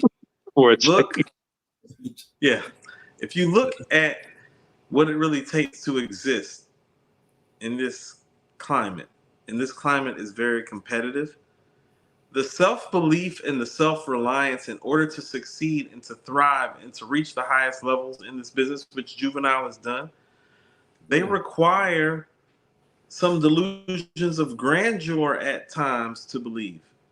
Like, even if you don't inherently believe it, you have to say it to yourself till you believe it. That is part of the self-prophecy of succeeding in this business at a high level. I watched the Bun B interview one time where he's like, nigga, if you don't feel like you the best at this shit, you shouldn't do it. Facts. That's part of what it's about. Part of what it's about is feeling like you're the best at it. You're supposed to walk into the booth and step to the microphone and feel like, I'm that nigga. Yeah. But I feel like everybody has a part to play. Everybody has a part to play, but as far as that mentality and that approach is fundamentally, in terms of hip hop culture, what the craft of emceeing is built on. It's built on that bravado. When we were talking about LL Cool J's interview, and we're like, oh yeah, that's where the bravado come from. And I thought about KRS has something to do with it too. But that common hip hop bravado that even exists to this day, that's like a LL Cool J thing, like first, and like KRS has like a part in that too, like maybe more on like a street level, like with it. But that bravado that comes with this, that's that self belief. Like L still talk today. L like, ain't nobody touching me. I'm L. It's like, what are you? He's like looking at you. He's like, what are you talking about? I'm LL Cool J. I'm from Farmers Queens. I really ran with Supreme Team. I really made radio. That's me on Crush Groove. Like, do you know who I am? Yeah. You didn't play Going Back to Cali then, but you play it now. Biggie Smalls took my song. That's your GOAT. Yeah. Who's the real GOAT? I'm Uncle L, nigga. Don't you ever. You talking about him, but he's him. He talks like that today. He talks like that today, guys. He's earned that, but though. He has it. But to both of your points, I think for me, I've matured as a hip hop fan because is that not that. Hold on, AJ. I don't mean to cut you off. The way that he's talking, what I'm saying is what is a part of this. Absolutely. That's part of this. So the way Juvenile is talking is part of this. He's supposed to be talking this way. That's how he's supposed to feel. Saying, man, right. This is how he's supposed to feel. But my biggest thing is for myself, I didn't like Juvenile at all when he, first came out. I'm gonna just keep it a buck. But as I matured as a rap fan, right? Like I said, everybody has a part to play. And just as much as I love the lyricism, the Nas's, the Wu-Tangs of the world, somebody like Juvie is necessary. And I think you get sound bites like this when you get too caught up in like, I carved out, if you're not thinking like, I carved out my own lane in this. I was unique, a whole region I had on my back at one point. I did this and that. But for some reason, you still feel slighted because you're not listed in the pantheon with some other guys. Right. I mean, sometimes to me, your focus ain't on the right place because, the other guys excel in levels that you don't and can't, regardless if you feel like you can or not. But you still played your part and you played it well, and you made your name is in the annals. You etched your name in the history books, right? So to me, as an artist, I would be content with that. But then you get that, those guys up top, they feel this way about us. And then, the New Yorkers like, we feel that way about the down south cats. Like, bro, everybody got a part to play in this. And hip hop would be boring if everybody sounded the same and rep the same areas. But I just think his focus was on the wrong thing, because I think that people do hold Juvie high in a high regard, but for different things that we hold Jay-Z and Nas in high regards for. So I just think that was that was an apple to orange comparison to me. Indeed. Did he make T.I.'s top 50 list? He did not. He didn't? Well, I blame T.I. for the sound bite from Juvenile. Yeah. Put it on T.I. Yeah. Now I'm looking at it right now. I don't see him. But that's all I'm saying, man. Juvie, he's a legend in the game. At one point, a lot of people consider Wayne to be the greatest rapper ever. Let's just call it what it is. This generation, a lot of them consider Wayne to be the GOAT. Wayne was Juvie's little man at one time. Let's just call it what it is. So, to me, it looks wild to me that Juvie feels slighted, which he's talking how he's supposed to talk, but bro, you a whole legend out here. Like, I mean, all that necessary. I don't think you have to compare yourself to somebody else. And we do it a lot in hip hop, and we do it too often. Like, to validate ourselves, we want to like pull somebody else down and say, like, you know what? I did better than them in this, to try to validate yourself. Juvie could have got on that pod and just said whatever he did, listed off his resume, and then you got to put respect on his name. I don't think it was fair to Jay, Nas, or all of the tri-state area saying all them up top by doing that. Yeah, but that's always been a undertone, north-south, right?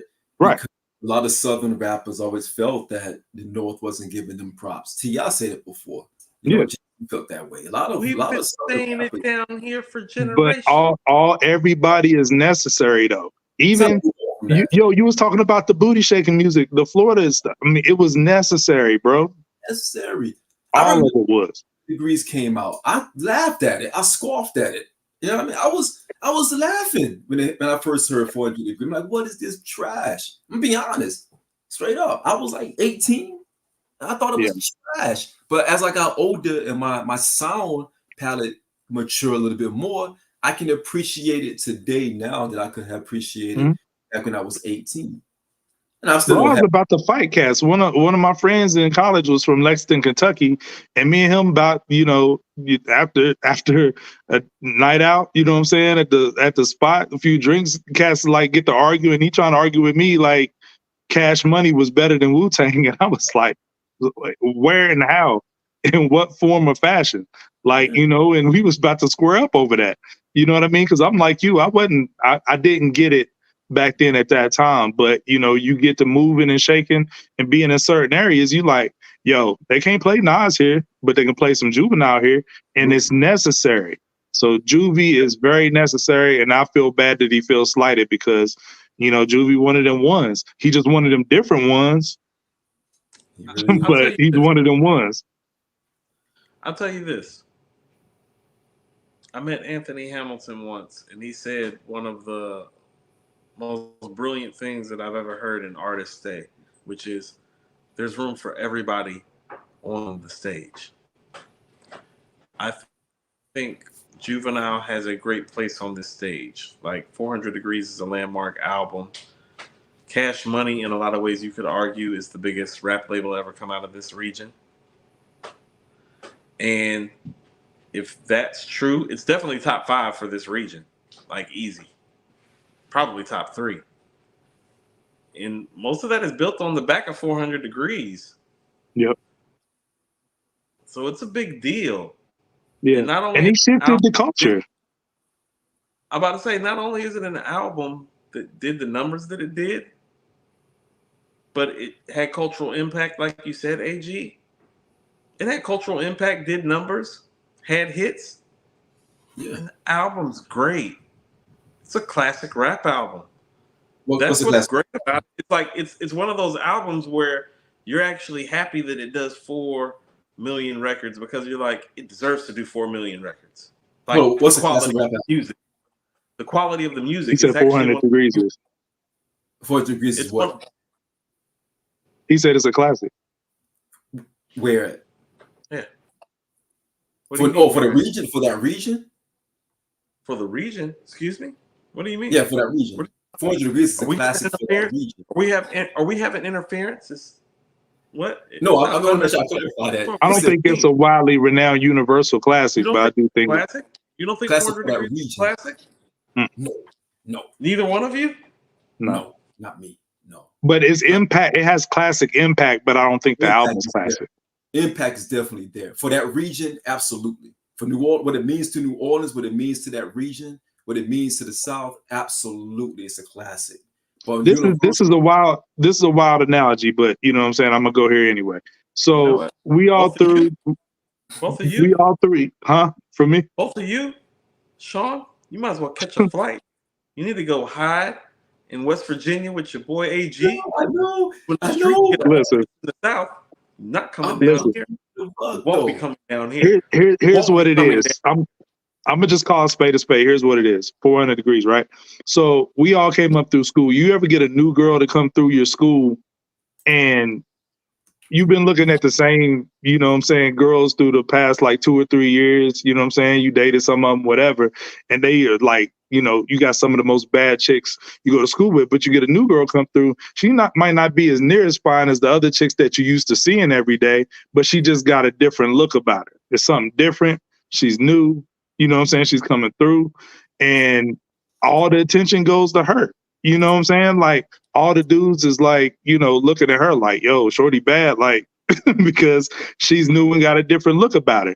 I personally think that when Cash Money came through, it was such a different energy and vibe to hip hop. It was like a shot in the arm to hip hop for a whole region.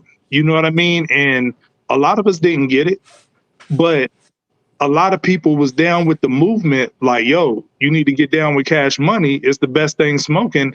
But just because it was new and it was fresh doesn't necessarily mean that it was the best of the flyers. You know what I'm saying? The new girl to come through, she knew, and she got a different look about it, but it still don't mean she the flyest in the school.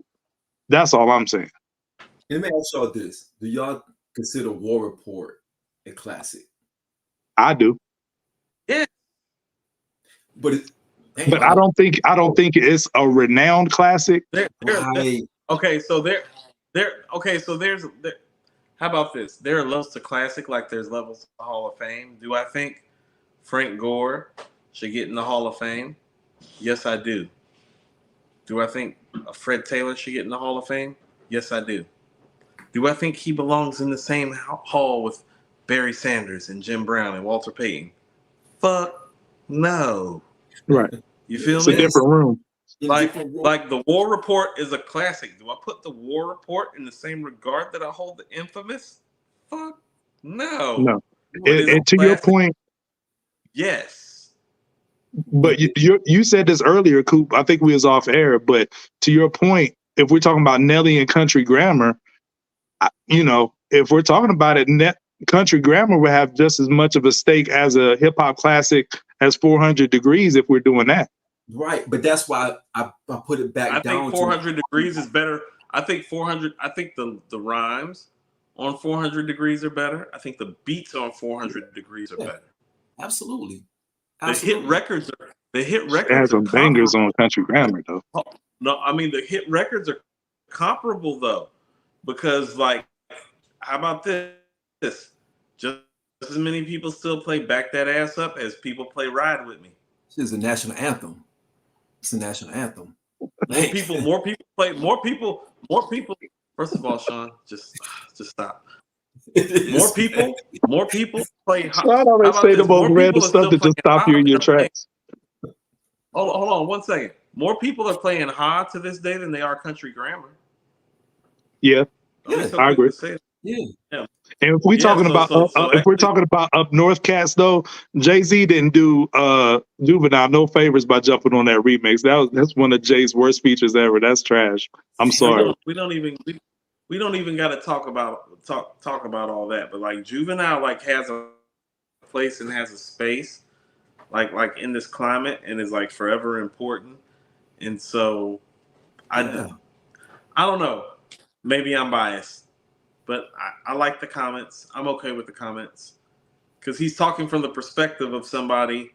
Well, that's what he did in his prime, and he wants his prime to reflect appropriately. Yeah. And the truth is somewhere in the middle. I don't think he's wrong. I just think he's misguided. I don't.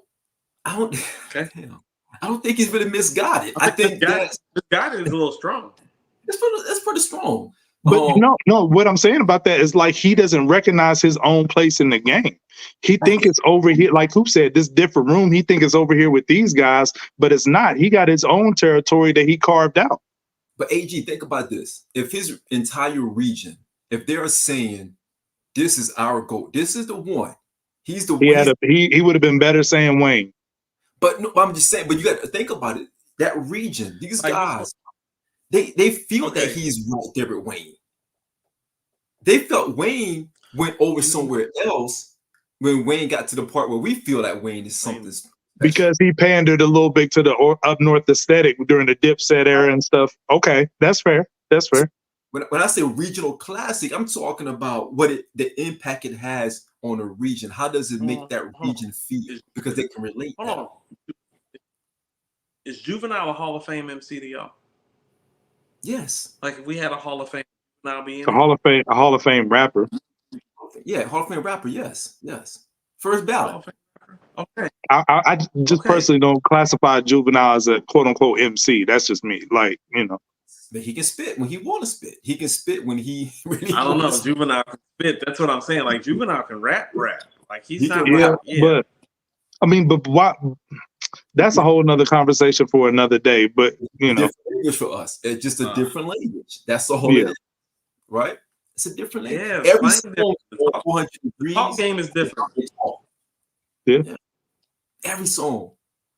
I talked to my team today. I was like, yo, I'm gonna talk about this Juvenile stuff tonight. What y'all think is best record? 80% was like G Code is the one. 400 Degrees is the jump off, but G Code is the one because they feel in their First mind. of all, who'd you talk to? You talked to his people. They said that. My New Orleans team, yeah, his nephew and all of them. They're like, yo, G Code is the one. 400 Degrees has set the tone, but G Code is the one where he's spitting. Like G Code's got his talk game on it. Yeah. Yes. It does, but you want to know what? And I'm gonna take back something you said, Sean, because I can honest to God say this is the truth. Before Lil Wayne did the whole Carter 2 era, trying to get that New York aesthetic and all that. Back in the Hot Boys days, when I did start to give them a chance to listen to him, I was saying Wayne was better than Juvie back then, and he was third on the totem pole. I just saw something in Wayne like, yo, I think this guy's the best. Like out of all of them, he's the one I can listen to the most. But that, so it wasn't like I was just on the Wayne bandwagon when he, started rapping over, New York style beats and all that. Like, I just always thought he was better. But that's one thing I was. People say Wayne's rapping over New York style beats. It's like Manny Fresh did the Carter one. No, we're talking about the Carter 2 was when that transition happened. I thought it was Carter 3 when he started transitioning. Nah, I think Carter 2 was the one where he started, How many East Coast guys dressing like he was wearing the True Religions and, rapping over the like. Nobody in Atlanta said anything. But I mean, like, the joints like Money on My Mind, joints like that, all those had a New York aesthetic to them. Like, you think Money on My Mind has a New York aesthetic? Okay, so like when I hear Money on My Mind is probably my favorite Wayne record, and I hear classic New Orleans bounce in that record. Like the bounce on the record, I'm like, oh no, that's New Orleans bounce in a hip hop form. That's what you're supposed to do. That's I don't hear that. Carter 2. Wayne is making records on there. You want to know what? The Carter 2 is very ATLiens like. Has an East Coast aesthetic. It's got East Coast aesthetic and boom bap is different because when you're saying East Coast aesthetic, you're saying like, well, only they can do boom bap stuff. No, that's not what I'm saying. I'm saying it's palatable to somebody from the New York tri-state region from the same. So ATLiens and the bar structure. ATLiens and the Carter 2 are very, very good comps to me because it's like, oh no, it feels Southern, it sounds Southern, but it's got a boom bap to it, but the draw is different. Like The Mob, the intro to the Carter 2, it's like listen to the bass line and the kick and the drum. It's like, no, it's hip hop, but it's slowed, it's drawn out. Like that's intentional. Yeah. Like but I think you're kind of missing what I'm saying, because when I say East Coast aesthetic, what I mean is the inverse of like when 50 Cent, like when his debut came out, it was something about him that had a down south aesthetic to him. You know what I mean? The way he was putting together the songs, some of the hooks, and then, the draw that he had and some of the sounds had a down south aesthetic that, Jay and Nas and some other people from New York wasn't giving us.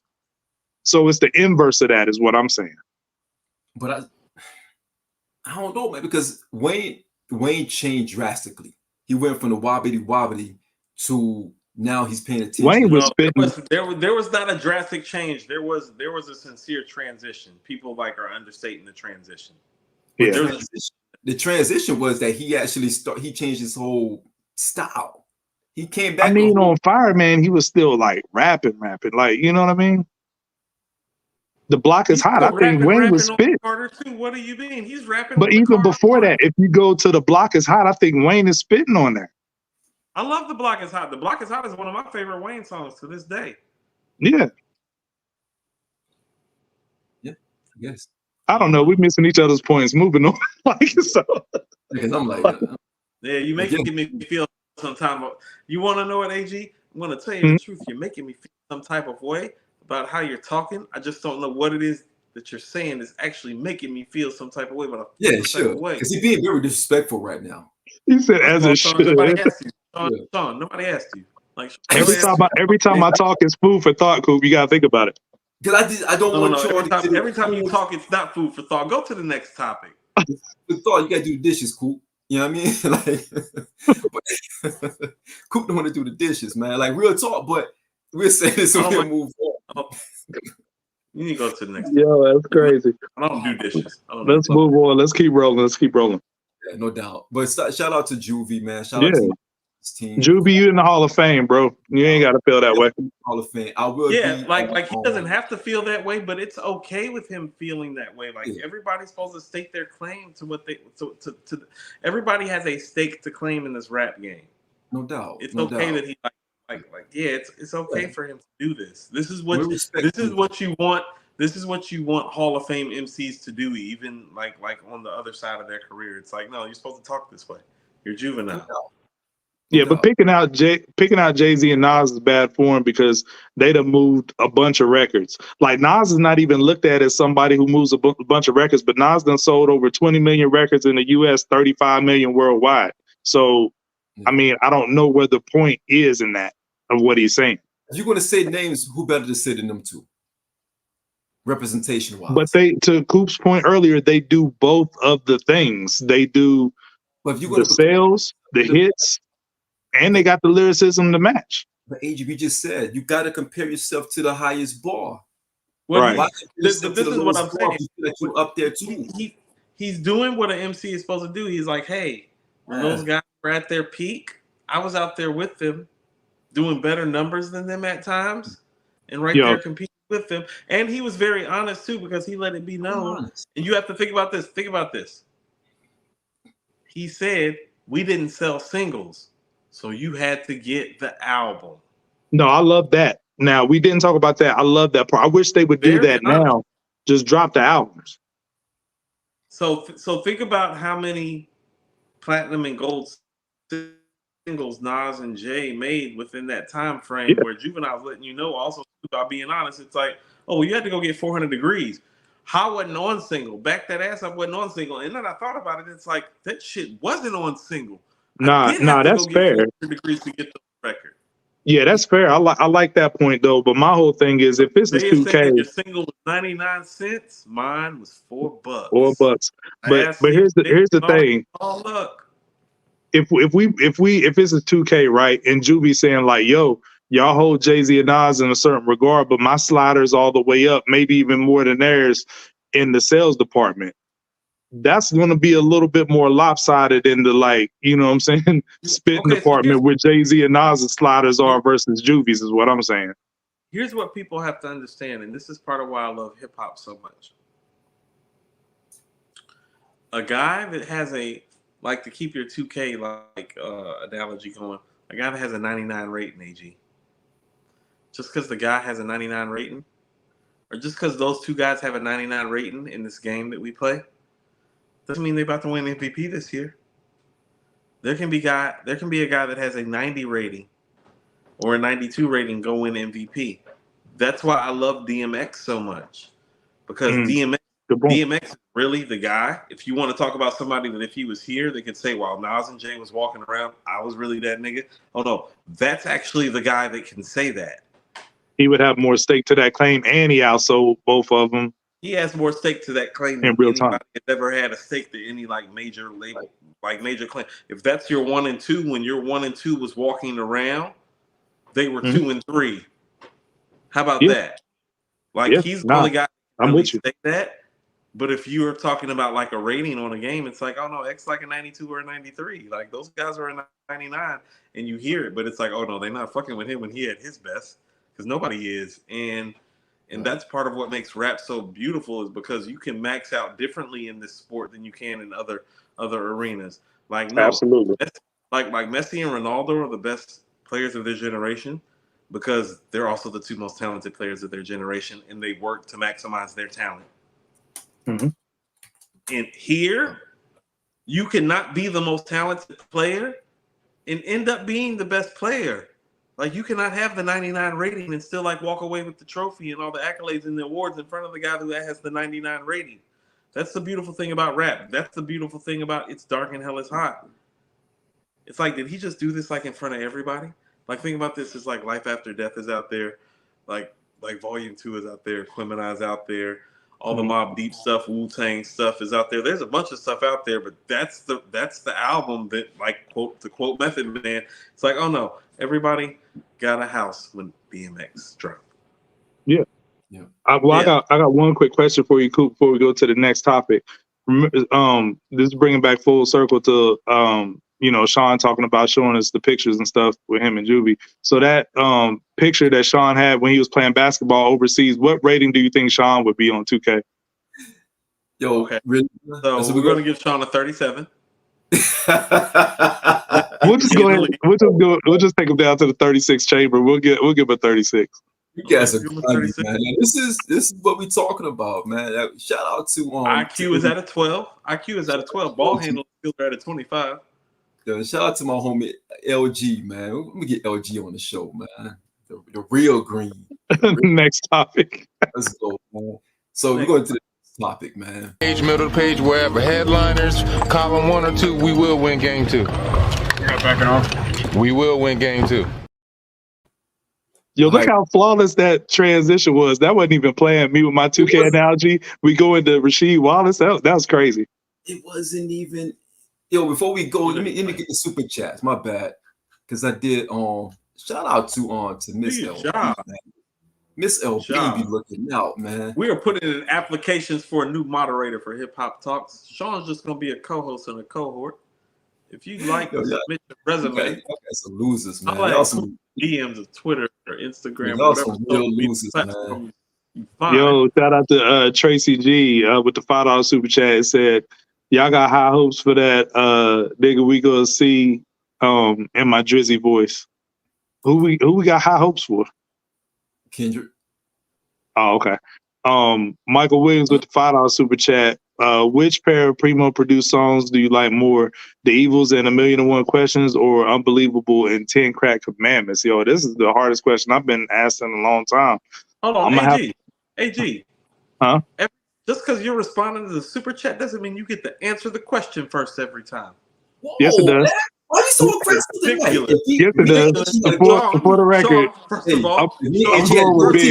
Sean, first of all, nobody asked you what new moderator applicants as we speak. I'm over here on my iPad finding new applicants for the job right now. We already have 3 new inquiries in my DMs. I'll tell you what, I'm gonna come next week with a goatee. Let's see you treat me like that again. Let's see you treat me like this. Yo, that's crazy. Yo, that's wild. Yo. All right, to answer the question, because I'm the only one who taking the question seriously, I picked Biggie, 10 Crack Commandments, and Unbelievable by a hair, because I think out of all those 4, I think the best beat is Unbelievable. No, see, that's not fair. We have to work in order of how we heard the songs. And so if we're working in order of how we heard the songs, The Evils is track 6 on Reasonable Doubt. Friend or Foe is track 10 on Reasonable Doubt. Those are the first 2 Primo and Jay pairings that we hear.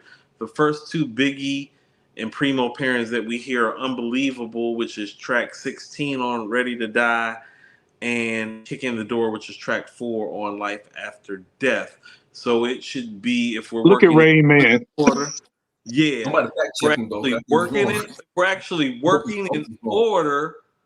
It should be The Evils and Friend or Foe versus Unbelievable and Kick in the Door, and that's actually Biggie in a fairly easy landslide.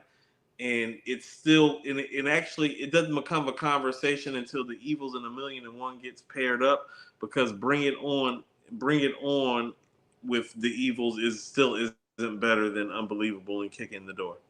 What track number is on Bring It On? 13. The thing about 1,000,001 Questions, I love 1,000,001 Questions, but I might like Rhyme No More, where it switches a little bit better. I like Rhyme No More better than 1,000,001 Questions, but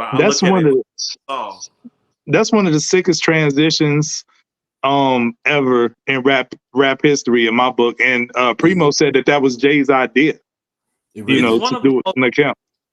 It's one of the most, Friend or Foe isn't finished, and Jay told Preem to leave it like that. Mm-hmm. Friend or Foe is never finished, like by Preem, like on the production side. I think 1,000,001 Rhyme No More is probably the most underrated intro rap song to a rap album ever, because we don't talk about it from the perspective of it starting a rap album, but we all think it's one of Jay's 20 best songs, don't we? I'm gonna disagree, and here's why, but I still think it's Primo. Jay, that $1,000,001 to me gets a lot of love. I think Handed Down, because it doesn't have Jay on it, doesn't get the credit it deserves. Handed Down is a sick beat, and Bleak goes off. I don't care what nobody says.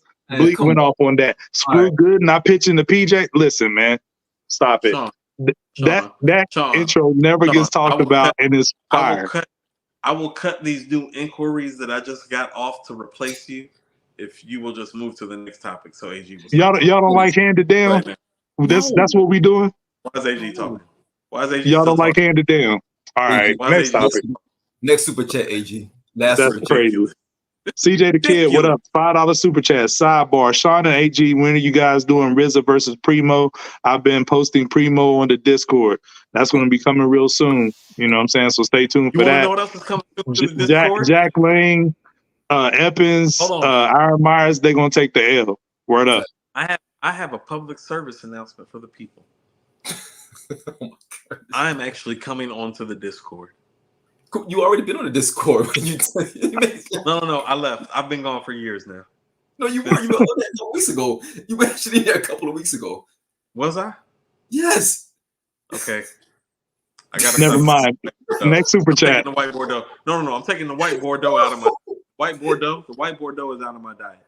Okay. I didn't know that it happened. Yo, I need to get on back. I'm coming back all the way to the Discord. I feel like I've been extorted into coming back into the Discord. This is another conversation for another. You have been. I have. You been. have been. See that? Since Monday. That was one of those things. It's like, it's like when the mob boss tells you to do something. It's like, well, I need you to do this thing for me. It's like I don't want to do that. It's like I really wasn't asking you. It's like, oh, okay. Since you're not asking. Yeah. But that's why you got to boss up, because I don't take orders from people. Facts. That's part of your problem. Part of your problem. He has more than one problem. That's not his only problem. Part of the problem. You talking like about it like it's I don't take orders. It's like, oh, we know that you don't take orders. That's how we come up with whack ass segments like quantifiable facts. You just pop up in here when you he went rogue on that one. He went rogue on that. I'll take orders from people. It's ridiculous. What is the next topic? What is the next topic? Game 2. Game 2. Click like and subscribe to the page, even if Sean's not going to operate the conversation. You know my status out here? Shit. Think I'm going to take orders from people? I know. I'll be giving them all day long. People got to report to me, so. Yeah. I got a whole team across the nation. You think I'm a... None of the people that solo from state to state. Solo from state to state.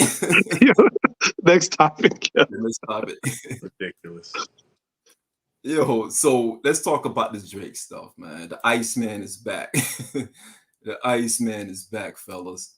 Do y'all think it's cap? Y'all think that this is all just Drake doing his thing? Do you think we're still going to get something round 2? He's talking about round 2. He's talking about getting back at K-Dot. He don't want to let it go. All this stuff is going on. Instagram, Twitter, yada yada yada. What are we thinking here? What are we thinking? I keep trying to tell you, Sean. This is what I mean about you following directions. Your inability to follow directions. You want to know what? When you were in 2nd grade, follow directions. It either got an N. It either got an N for needs improvement or an I for incomplete. You didn't get a satisfactory. You didn't get extra fucking gold stars on your shit.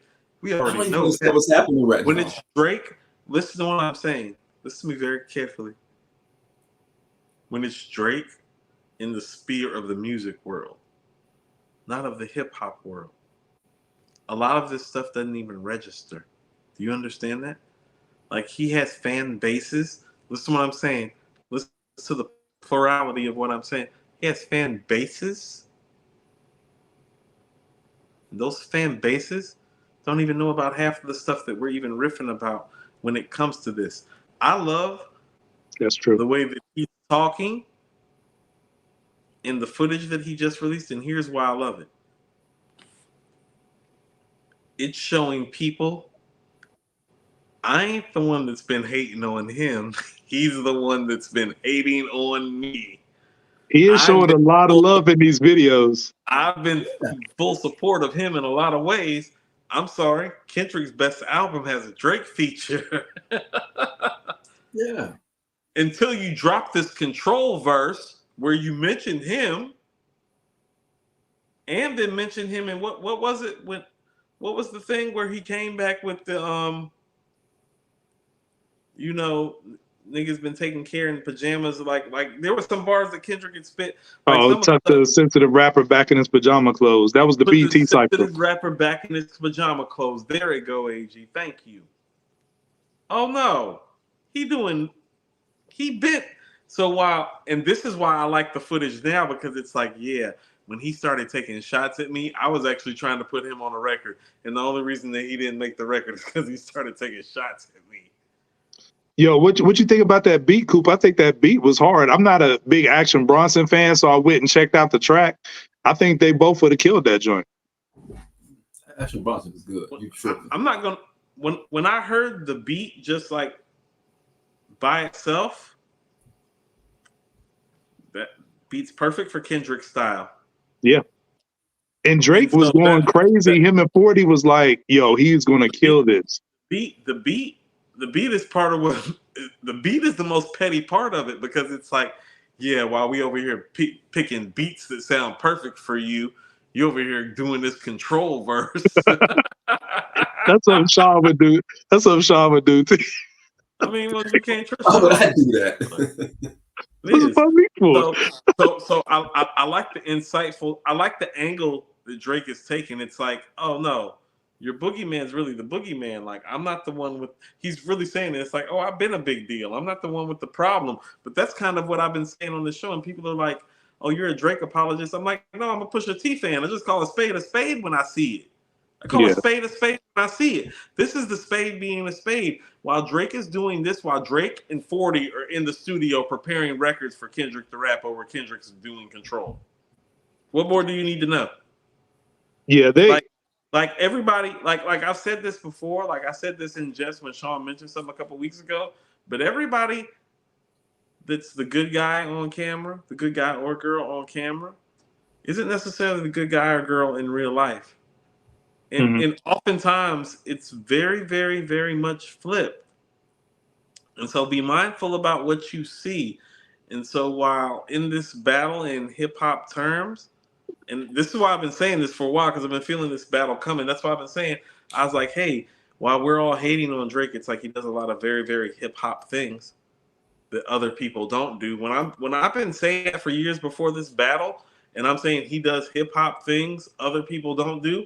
Oh, the guy he just got into a battle with is the main person that I'm talking about when I'm like, oh no, he's very, very rooted in things. That's why when I say it's like, oh no, when he will pull up on an underground rap battle just to watch them get at it. It's like, do the other guy that you think is the champion do stuff like that? He's got a lot of hip hop to him. This is part of the hip hop. It's like, yeah, while this guy is worried about, talking about me, I'm trying to figure out how to make this great record. Now, and he one thing about Drake, and I can't even take the credit for this. One of my homies told me this a long time ago. He was like, Drake never looks for problems with these other rappers. He's always showing these other rappers love. Like, it's a clip where he's rapping Big Sean's verse like with a lot of vigor. Like, he's hyped to rap it. He said, but it all comes back to, them have a problem with Drake. But it is one caveat. Drake, if he out here moving messy, like smashing other, homies, girls and chick, then that's a whole girls and stuff, then that's a whole nother story. But AG, for the most part, AG, I'm not trying to hear that, because quite frankly, I know enough, I've seen enough, and I've done enough. Well, yeah, they share them all. They all for the street. Thank you, AG. You have. First of all, man, you share that girl. Been saying that. You share that girl. But they all catch feelings over it. It happens. But the thing about it, Drake, you have to go on tour. Yeah. You're gonna find a ball player, football player, basketball player, street baller. They gonna hit all of them. Or emotional. You might find a dude making $50,000 a year, be like, man, I love this nigga. Can't stand your ass. I'll see you when you come in town. Fuck you outside of that. Like these dudes need to get over that. That shit is the worst. But other than that, he showed all these other cats he showed all these other cats like Mad Love or whatever, but I think that the 100 gig release, or the footage and stuff, it's an interesting time. And I think that Kendrick record would have been dope. It's kind of random it ended up in Action Bronson's hands, but the thing about it for me is like we're in a time where Drake is not. He's doing these unconventional releases, like with the website and then the footage, and then he's dropping like a 3-pack here, a 3-pack there, which a lot of the songs is dope. Circadia Rhythm's dope. The other joint, the No Face is dope. It's Up. All these joints is dope. I just feel like it's not a moment like it would have been prior to the beef. I think that the battle took away a little bit of the luster when Drake puts out material.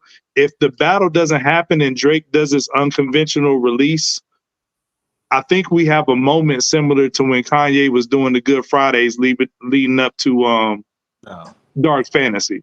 I think it's that big of a moment. No, but I think some of the shine has been taken off of it by him losing the battle. But to answer the question, Sean, this is a long-winded answer, but to answer the question, I can't honestly say if he's capping or if he's leading up to a round 2, because this is something we've never seen before. Like, nobody has took a L. Like, even Jay-Z and Nas, they traded shots after it was decided that Nas was the victor. They traded shots. But Drake is like, yo, we're going to go back in the ring and we're going to do this again, and it's going to be different. Like, that's never been done in a hip-hop battle before, and I don't even know if Kendrick would even engage, so it's uncharted territory. So I do think he's gearing up for another run at a battle, but I don't know what's going to come out of it. I really don't. This is something we've never seen. How many Kendrick songs did we get out of this cycle?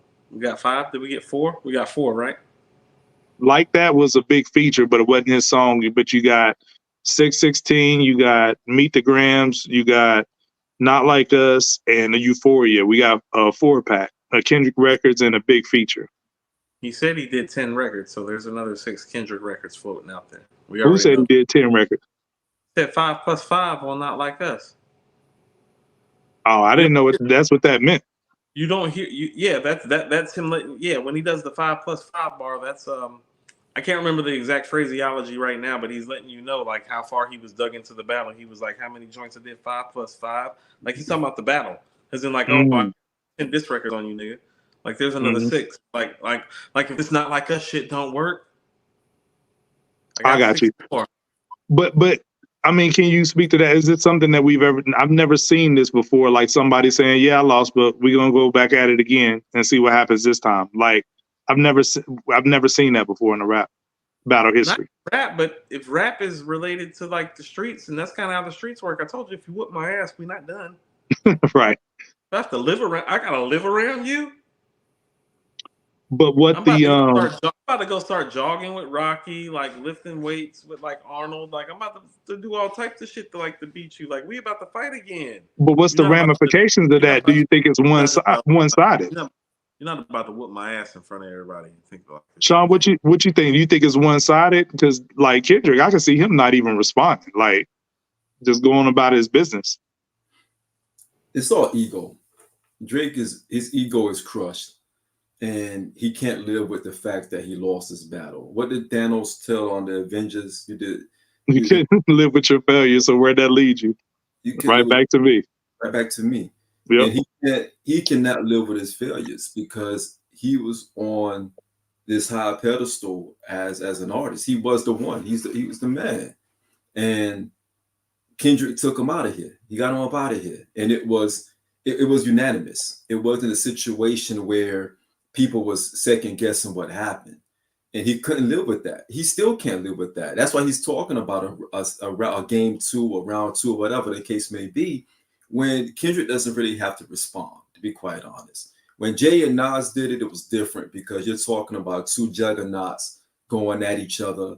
And even after Ether and Takeover, they had some subtle jabs here and there. Nas and poking him a little bit here and there. Like, this is Nas, I'm a Braveheart veteran. You know who I'm better than. Just tapping him a little lightly here and there.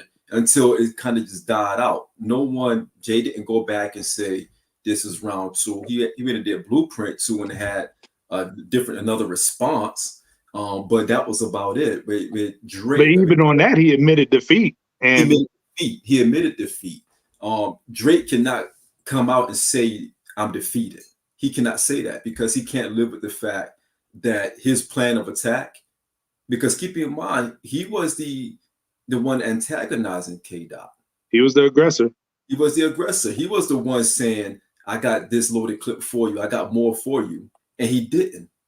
K-Dot came back and pulled a Drake on Drake and got the best of him, and it derailed his entire plan. And now he's trying to play catch up again. To the point, do we even care at this point? Should Kendrick care at this point? He did a lot of regrouping if he's going to circle back. That's, do you think it was too it's kind of crazy because Drake releases music so quickly. It's almost like the rapid fire response. He wasn't expecting it from Kendrick, and it was too much for him. So he said, let me take this a little bit more seriously, fall back, regroup, and we'll come back into the ring. He miscalculated. He thought, hell, I thought that he had a clip the way he was talking. He was talking like, yo, facts. I got something for this guy. Because remember I said it, I was like, yo, if he's stepping out against someone like K-Dot, he must have something planned. Because you can't go out there with a half-ass plan. And he went out there with a half-ass plan and got tossed up. He thought Family Matters was the kill shot, but can I ask y'all both this? I was talking about this the other day. Do you think he would have been better served releasing Family Matters as 3 separate different records? Because it's 2 beat switches. It's like an 8-minute long song. Do you think he would have been better saving some of it and releasing it, over time versus all at once, shooting his load? Pause. I do think, if I may, Sean, I do think that the Kendrick and the Drake battle is the classic case of it's not what you do, it's how you do it. And the art of war says that you have to play chess and not checkers. And in this battle, Drake played checkers and Kendrick played chess.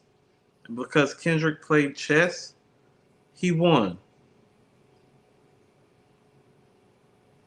That's really it. Simple as that. It's not there's no and I've been saying this for a minute, and you can go back and check. I see this dude Real Hip Hop TV up in here.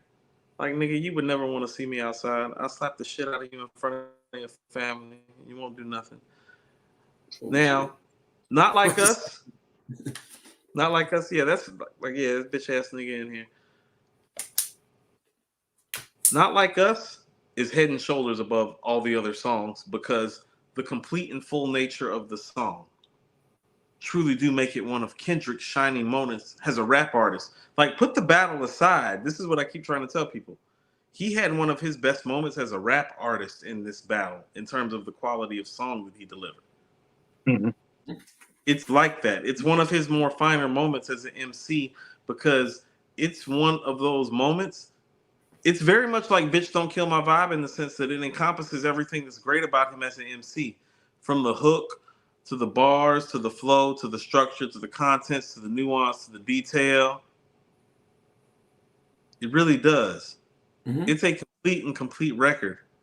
Everything else is pretty much a wash, guys. Everything else is a wash. And we all look at Kendrick as more supremely gifted than Drake, don't we? Like, if we just talking on some rap shit, don't look at it that way. Like, Kendrick is more supremely talented on a fundamental rap, hip-hop level as an MC as opposed to a rapper. Right? Yeah. Yeah. He made the record that reflected that. Like, Not Like Us is the record that reflected that. The rest of that is a wash. I would go back and fight a nigga again about that because I'd be like, oh no, you just did what you did best. I don't know how many times you about to do that because that kind of plays back into the sentiment of some of the things that I've been saying, and I'm not going to say them right now because I'm going to just be tagged as a hater or somebody that's skewed on one side. But a lot of the stuff that I'm saying is valid. I know Drake camp sees it as well. Right. you have to use the right weapon for the right fight or for the right war. And Drake used the wrong one. Just like when Jay tried to come back with starting out, got myself a gun. It was corny. You don't go at Nas in that manner after he dropped Ether. When he dropped Ether, you can't come back with and you sounded crazy. Or do Austin Powers on Blueprint 2. Right. That's the arrogance. That's the arrogance when you reach a certain stature where you really think that you're untouchable. You're tone deaf. Tone deaf. You're tone deaf. Because if you would have relaxed a little, Black Album period, where he's rapping back on Black Album in a better zone in Black Album, maybe he would have cranked out a response to Ether in a different space if it was still up by the time Black Album came out. You feel me? So with Drake, he thought that, again, being tone deaf, because it's just like Jay. Jay was winning so much. Like you said, Coop, earlier, 7 summers. You know what I mean? 7 consecutive years, he's dropping. 7 consecutive years. No one touches him. And not only that, 8. Really 8, yeah. And not only that, he took out Prodigy. God bless. He took Prodigy out. Who we had Prodigy at a high level. You want to know what? Hey, Sean, you want to know what? Yeah. Real talk. We never talk enough about elevating Jay, about taking somebody the level of Prodigy down a notch. Yes. We don't talk about that. We don't, like, when we talk about Jay's all-time greatness, we don't include the part where he took Prodigy down a notch. Like, Prodigy was never the same after the takeover. Because Jay's victory was overshadowed by his own loss. You know? Yes. Yeah. That's super insightful. Because while he was losing to Nas, he was like beating Prodigy. And Prodigy was never the same. And I think y'all know how much I love P. But when we talk about Jay's all-time greatness, that's something that needs to be considered. Like, I tell people, it's like Prodigy and rap, if one of rap's golden years is 94 to 96, well, in 95 and 96 of those years, Prodigy's a top 5 MC in both of those years, in my opinion. I got him top 3. Prodigy? In 95? 95, 96, I got him top 3. I got him above Ray. I got him above Ray in 95. I don't do that. You don't? Well, I ain't mad at that, but I did. No. I don't know if I got him above Jesus 95. If I'm being honest with you. That's what I'm saying. It's not. Well, no, I do think. No, to your point, I think Hell on Earth is the best version of P. Yeah. But that version on Hell on Earth, to me, was a top 3 rapper of that whole general era. The only 2 people I put above him was Big and Nas. That's it. Ray on the Purple Tape is very special to me. So I'm gonna tell you, Ray in 95. I'm gonna tell you, if we just talking like on a skill level, the Nas and the Big features on 95. The Nas and Big features in 95. You know, if you want to say Prodigy can stake claim because he actually had a album to stamp in the year of 95, I'll give you that. But I would definitely have Ray in 95, like for certain ahead of him, like for certain. And it's just hard not to put like Nas and Big ahead of him in that time, even though it's like guest appearances, because the guest appearances are so blistering and so legendary. Yeah, I only got him third to them 2, but if you got Ray ahead, so you're saying he was probably around 4th? Well, no, but because I'm with Sean too. And then if you think about the fact that Liquid Swords came out, November 95? Yeah. Jizz was out of here. Swords, so the Jizz's mic performance, it's like, no, the Jizz's mic performance on Liquid Swords is better than Prodigy's mic performance on The Infamous. If we just talk, but Prodigy possessed the skill. That's why I said it's a place for everybody.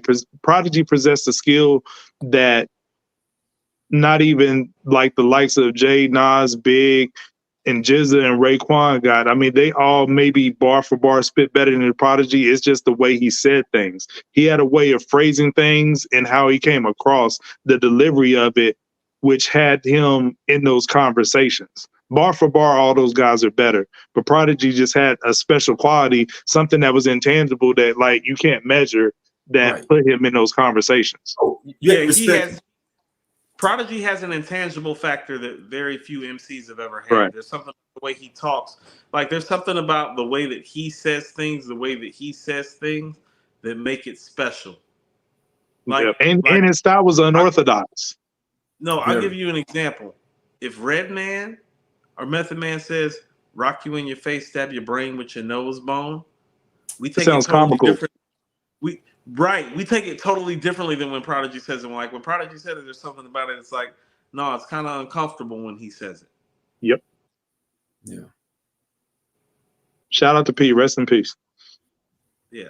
Yeah. Rest in peace. But yeah, man, we'll see how this thing go.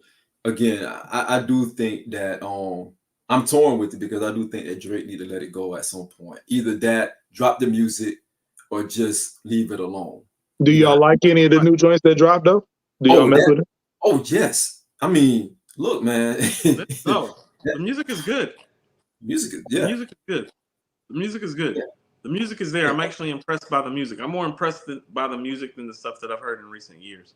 So, I am too. The music is good, but what I was saying is the impact is not attached to it like it used to be pre-beef. You think so?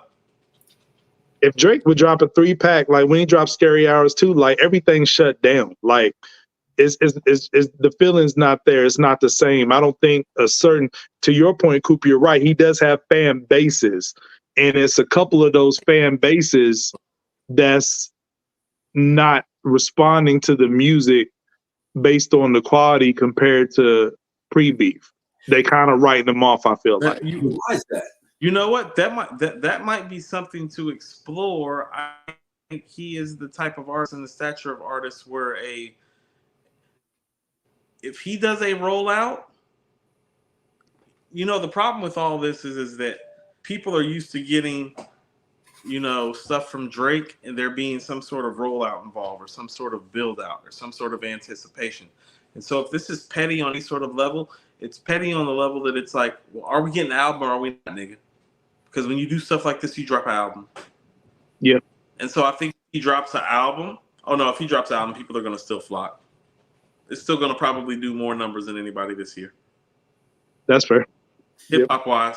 Like if he drops, if he does an official rollout and drop, I do still expect it to outpace a Kendrick and a Cole and a Travis Scott and whoever you want to throw in the mix numbers wise.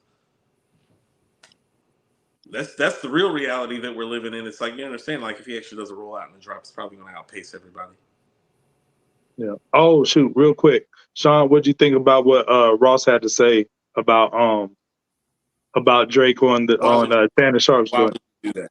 Why would you do that? Why would you ask? I'm sorry. I'm sorry. You should be sorry. So you better have your mind right. You did? Man, Ross, y'all had the summer going crazy. Yeah, we did. What I thought all y'all was like cool. I'm gonna be honest, on some rap shit, it was no conspiracies. Rose name was said. Rose, I'm gonna jump off the porch. That's what I do. Yo, first of all, I don't like Shannon Sharp's laugh. I don't laugh, man. I'm getting agitated right now. Yo, you. Yeah, it's almost time for us to go. I'm getting agitated. I was hoping we were going to skip over that part because I actually didn't want to do it. No, this is AG's fault. I'll take full responsibility. Yeah. You got the book. He got the Sean book. Man. No, you don't. No, you don't. You're gonna act like this never happened. You're gonna act like this never happened. I already know you. I know what you. Yo, Sean, if you and Ross were to fight, I don't think you could beat anybody that talk about themselves in third person like that. Right. I'll be more than happy to. More than happy to. I will oblige him in my southern accent. I will oblige him. First of all, I don't recall anybody putting Rick Ross in this beef. Like, y'all no one said his name. He said he jumped off the porch. He said his name was called. You heard what he said. You heard the interview, right? His name was called. First of all, to jump off the porch, your name has to be called. I don't recall his name being called, and I don't like being put. And AG, here's why I don't appreciate you. Because you put me in position to have to agree with Sean. Exactly. Where it's recorded. And for that, I have nothing else to say about this topic.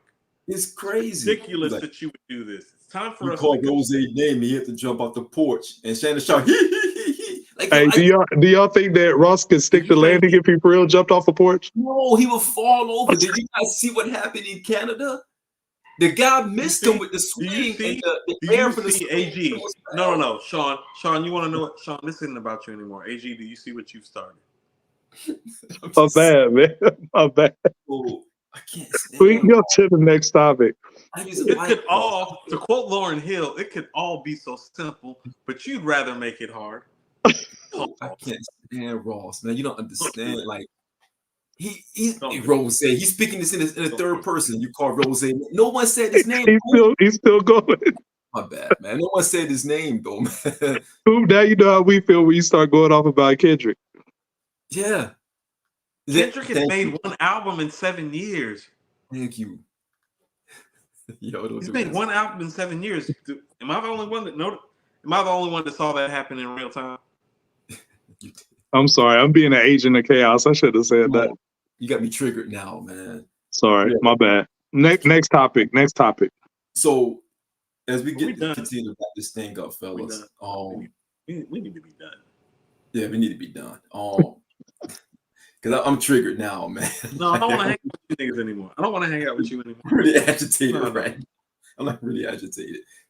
Because Ross jumping up the porch and talking about somebody said his name. He's a liar. He be lying, man. But anyhow, Benny dropped the 3-pack. They got taken off. We still need to get more information on that before we go into a deep dive on that, because I'm sure it's going to come out really soon. I think when the 3-pack came out, I think it was out for a couple of hours. Had a chance to listen to it. They were all dope, and then next thing you know, it was gone. It was pretty tough. It was pretty tough, and it was taken off just that quick. Good music. So, say it again. So it was good music. It was good music. A quality 3-pack after a quality album. Or whatever that was, an EP. That EP, sorry. Yeah. Is this was the stuff that's been released through Def Jam, or was it through a subsidiary, or was it through Griselda?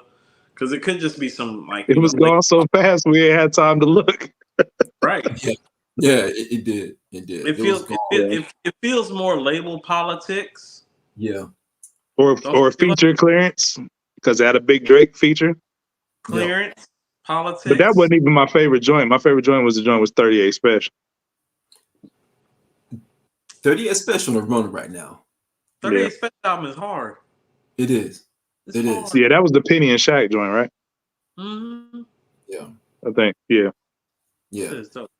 Yeah. If you didn't get a chance to get that Benny 3-pack in like 3 hours it was out. Well, guess what? You're not getting that. You won't be getting that. You let that go. No, it's not coming back. It's not coming back. And I'm hoping that some news break on what happened with that, so we get a better understanding. Hopefully, they can figure something out. I think the record label pulled it. I think I want to say, I think I saw something say Universal may have pulled it, but no one is really talking about it too much. So that means something else is going on. So politics, man. Let me ask you all something before we get out of here. Grammy submissions are due. Yes. Tomorrow. So if you could submit, it's 5 nominees, right? I think so. I would like to hear. It's usually 5. I would like to hear AG and Sean's nominees for Album of the Year from the previous year. And I say it in order because Sean, we want to hear from you last. We want AG to talk first. What's the cutoff? What's the cutoff point? Or are we just going 2023 in general? I feel like the cutoff is October 31st. Okay. Like November 15th. It was either one of the two. Like I was getting different things. I feel like the Grammys run like streaming platforms do. They switch up what it needs to do to calibrate the numbers every year. So I don't know. Okay. But I know the cutoff point is tomorrow. But let's say the cutoff point is October of last year. It starts September of last year through August 30th of this year. I think Nas Magic 3 gets a nod for sure. I wouldn't necessarily put Magic 2 in there, but Magic 3 I think would get a nod. It came out on Nas's birthday in September. Let's see what else we have last year. I'm trying to go back. Name some joints, Coop. The cutoff point messing me up for 2023. Prior to October, what was it prior to October? Prior to October? Yeah, because you said October was the cutoff. No. I mean, Sean just said that he checked, and it's like it literally is September from last year to August 30th of this year. Oh, okay. Yeah. So I would if that's the case, I would still put Nas Magic 3 in there. Just for I like the M album. I'm putting M in there. Coupe de Gras. I'm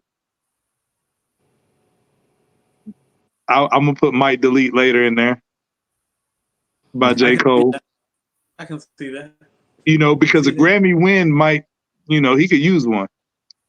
I don't think I would put For All the Dogs in there. I wouldn't put that as one of those. You know, I'm coming with the big names. I think Common and Pete Rock deserve a nod. I think that would be a good, you know, candidate. So what am I up to? 4? Yes. For the 5th one, I would probably go. Keep in mind, this is the Grammys. Yeah. Yeah. I mean, I think the first Future Metro joint, you know what I'm saying, could be in there. So, Sean, what about you? Nas. That's it. Okay, Dylon. No. Okay, I'll put Rhapsody in there. I think that she has a Grammy album.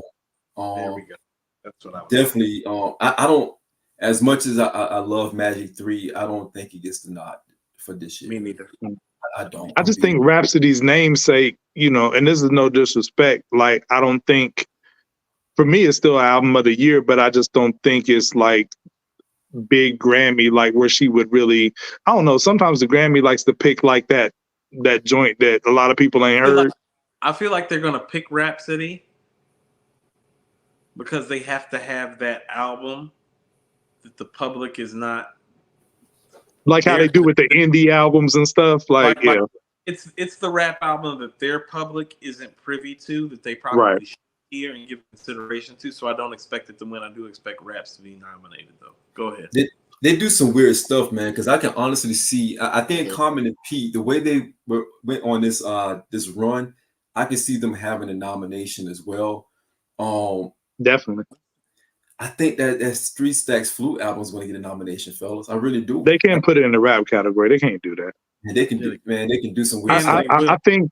Do you think Kanye's Vultures gets a nomination? AG, if history has taught us anything, it's that these white people will do what they want when they feel like it in America. They'll throw it in. History. Yo, he's supposed to drop something tomorrow. It's like a video experience or something. I seen it on YouTube. 3 Stacks. 3 Stacks. That's because the nomination's about to clear, AG. Yes. He's probably getting. I'm gonna tell you what. He's probably getting nominated for Rap Album of the Year. Okay, let's not do this because we just talked nice about 3 Stacks at the beginning of the show. Let's not do this. I feel like this is payback. He's about to get nominated for Lyricist of the Year, and Grammy don't even put that out anymore. Okay, I'm done. I feel like y'all are trying to pay me back now because I don't want to talk about this because we talked nice about 3 Stacks at the beginning of the show, and I don't want to go down this road.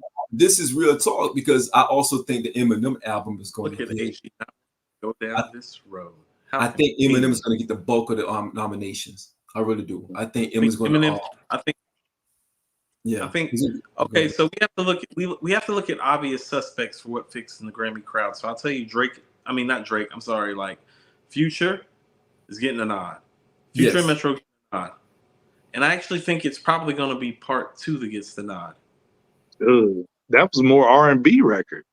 That's exactly the type of bullshit that the Grammy does. I'm glad that you made. I like that was too big of a song for them to do Part 2 though. Like that was too big of a record. Not like that might be nominated for rap song. Okay. But album, so we should always think Kanye. I do think Kanye get one for Carnival. Yeah. Oh, Carnival's a rap song of the year contender. Like for me, like Yeah. right now, some rap shit. So yeah, maybe not the album, but he'll get a nod for Carnival for sure. Vulture, like Eminem, Future, and M dropped albums. I mean, Ye, Future, and M drop albums, so they're getting nods. Rhapsody would be your dark horse. You think Drake makes it in with For All the Dogs? I can't see that. I don't know if I see that right now in this. I can't see that because the Grammys are really funny, man. Like because if you think about it, you think about rock. Go ahead. Thing I want you to think about: what if Not Like Us gets nominated for Best Rap Performance? It could happen. I think it's a guarantee. It could happen. It could happen. It can happen. For All the Dogs. If not like, how about this? If Not Like Us makes it in, then For All the Dogs is going to make it in, just because that would be the committee's awareness to let it know it's like, no, we're paying attention to everything. No, this is what the committee would do. They would nominate Drake, hoping that he would show up for All the Dogs nomination, and Not Like Us would win the song, and then they would pan to Drake's face in the crowd when Not Like Us won. That's something that they would do. But Drake doesn't usually go to these shows, so no. But I think those are the contestants. But I do like the Rhapsody pick. I just don't know if that will make it. And I like the Common and Pete Rock, and I would like to see them win. But with Eminem in the same category, I can't see that. Maybe Common and Pete Rock get a nom. What would you like it? Would you like it if like one of these Hit Boy albums got a nom? Like what if Blacks and Whites got a nom? Like there's usually if Magic 3 is in the cutoff point, I think Magic 3 got a shot. You think so? Absolutely. I don't know if they get the nod. I don't know if it's getting the nod. I don't think they get the nod. I feel like okay, so I haven't said this before, but I do feel like the flurry in which they released the projects, it hurt Magic 3 the most because it was the last. And I think Magic 2 did kill some momentum for Magic 3.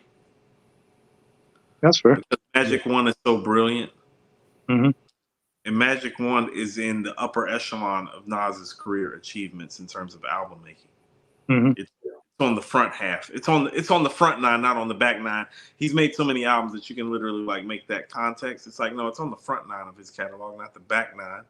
And because of that, and because Magic 2 is not even is on the far end of the back nine in his catalog, I think for a lot of people, and Magic 1 is on the front end of the back nine or somewhere in the middle of the back nine and of the front nine, I think it hurt Magic 3 in terms of the reception. And I think it's going to be some time, and it's going to be even longer than it was written time type of appreciation, because it was written does have Street Dreams and If I Rule the World. And I gave But Magic 3 belongs on the front nine if we're being real. I don't know about that, AG. It's a top 10 Nas album. Illmatic, it was written. Stillmatic, Lost Tapes, Life is Good, Magic 1, KD3, Godson. Life is Good. Did I say Life is Good? Mm-hmm. Life is Good.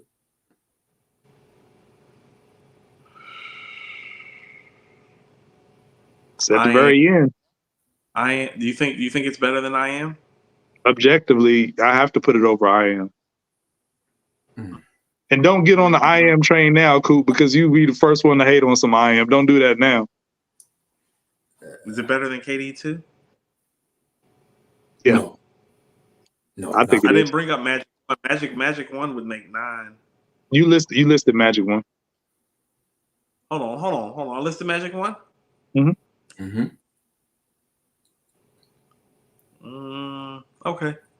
We can have that conversation, but I'm holding 8 fingers in my hand, so it's like if it's making the front 9, it's barely making the front 9.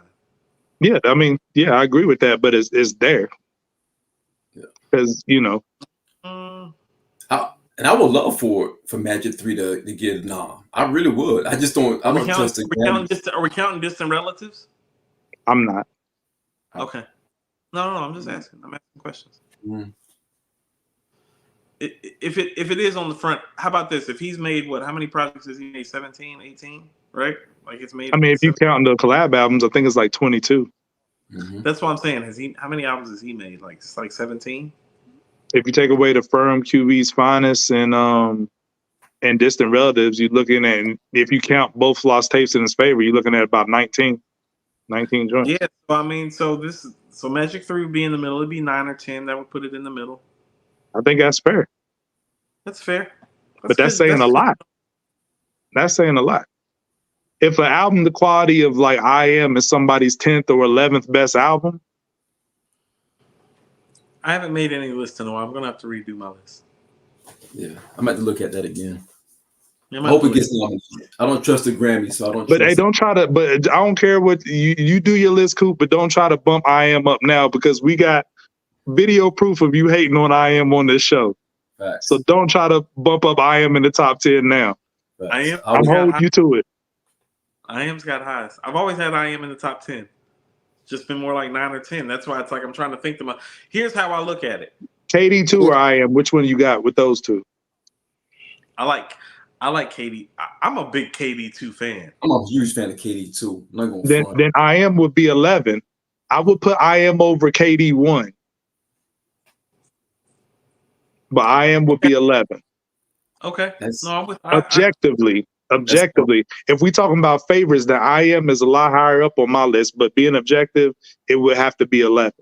If we're having this conversation, this is why he's greatest MC of all time. It's like you're talking about an album that has Nas's like on it.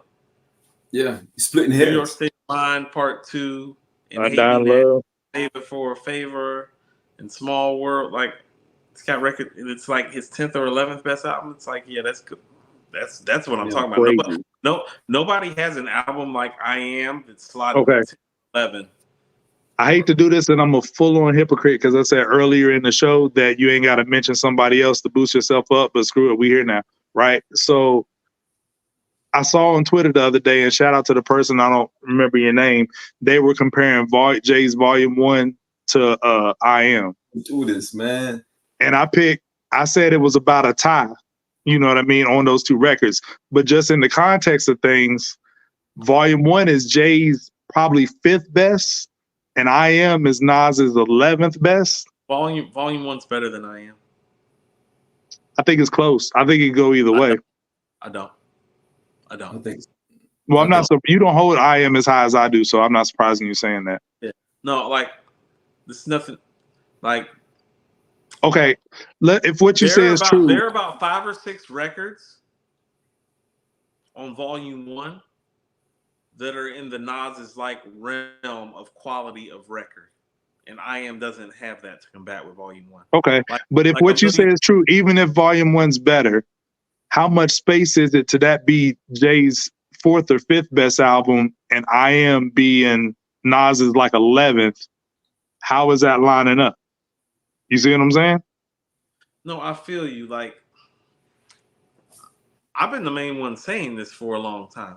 I'm the one that actually made this popular. Volume 1, for me, is a top 5 Jay album. I have it ranked as 5th. You have to look at it. I have it ranked. I got American Gangster higher at 4. For me, it's 4th. But you have to look at it from the perspective, oftentimes, look at it from the perspective of people that haven't really listened to this Nas and Hit Boy, Magic, and KD run, and understand that for them, that it's the battle between Jay and Nas is kind of locked in, and this run don't count to a lot of them. A lot of them aren't even in tune with hip hop, in tune with what Nas is doing. I don't care what them niggas think. All this shit count. Like, like, you know what I'm saying? Like, yeah. I mean, if it's released, it counts. Like if we're having the conversation and you're arguing with somebody about the stature and the status of it, and you're like, oh, well, you know, fucking Magic 1 and KD 3, and nigga is like, what? Like, I ain't even heard them shits. Like, what is that? Like, we talking about. I mean, that's the if a tree falls in the wood and nobody there to hear it rhetoric, but there are cats that operate in the space. Yeah, like that. So yeah. So from perspective, even though it's like fourth or fifth in Jay's catalog, for a lot of people, I Am is still like sixth or seventh in Nas's catalog, like in their mind. You feel what I'm saying? Because they don't know. They don't do what you and I do, AG. They don't dig. They don't pull up in podcasts. No, I agree with that. What they do. I agree with that. But if you throw I Am in on the other side, where does that land in Jay's catalog?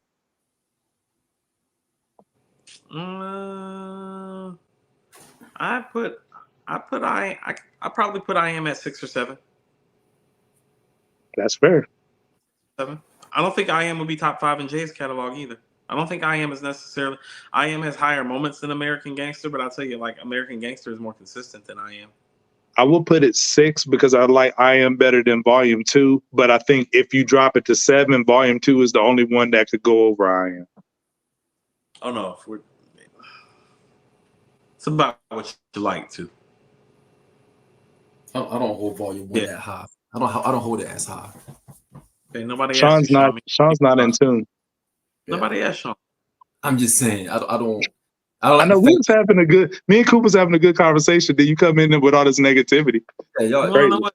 Y'all I'm going to Google some YouTube videos about how to moderate a podcast. We're gonna film that. Yeah, you can do that. Nobody asked you. Y'all installing this.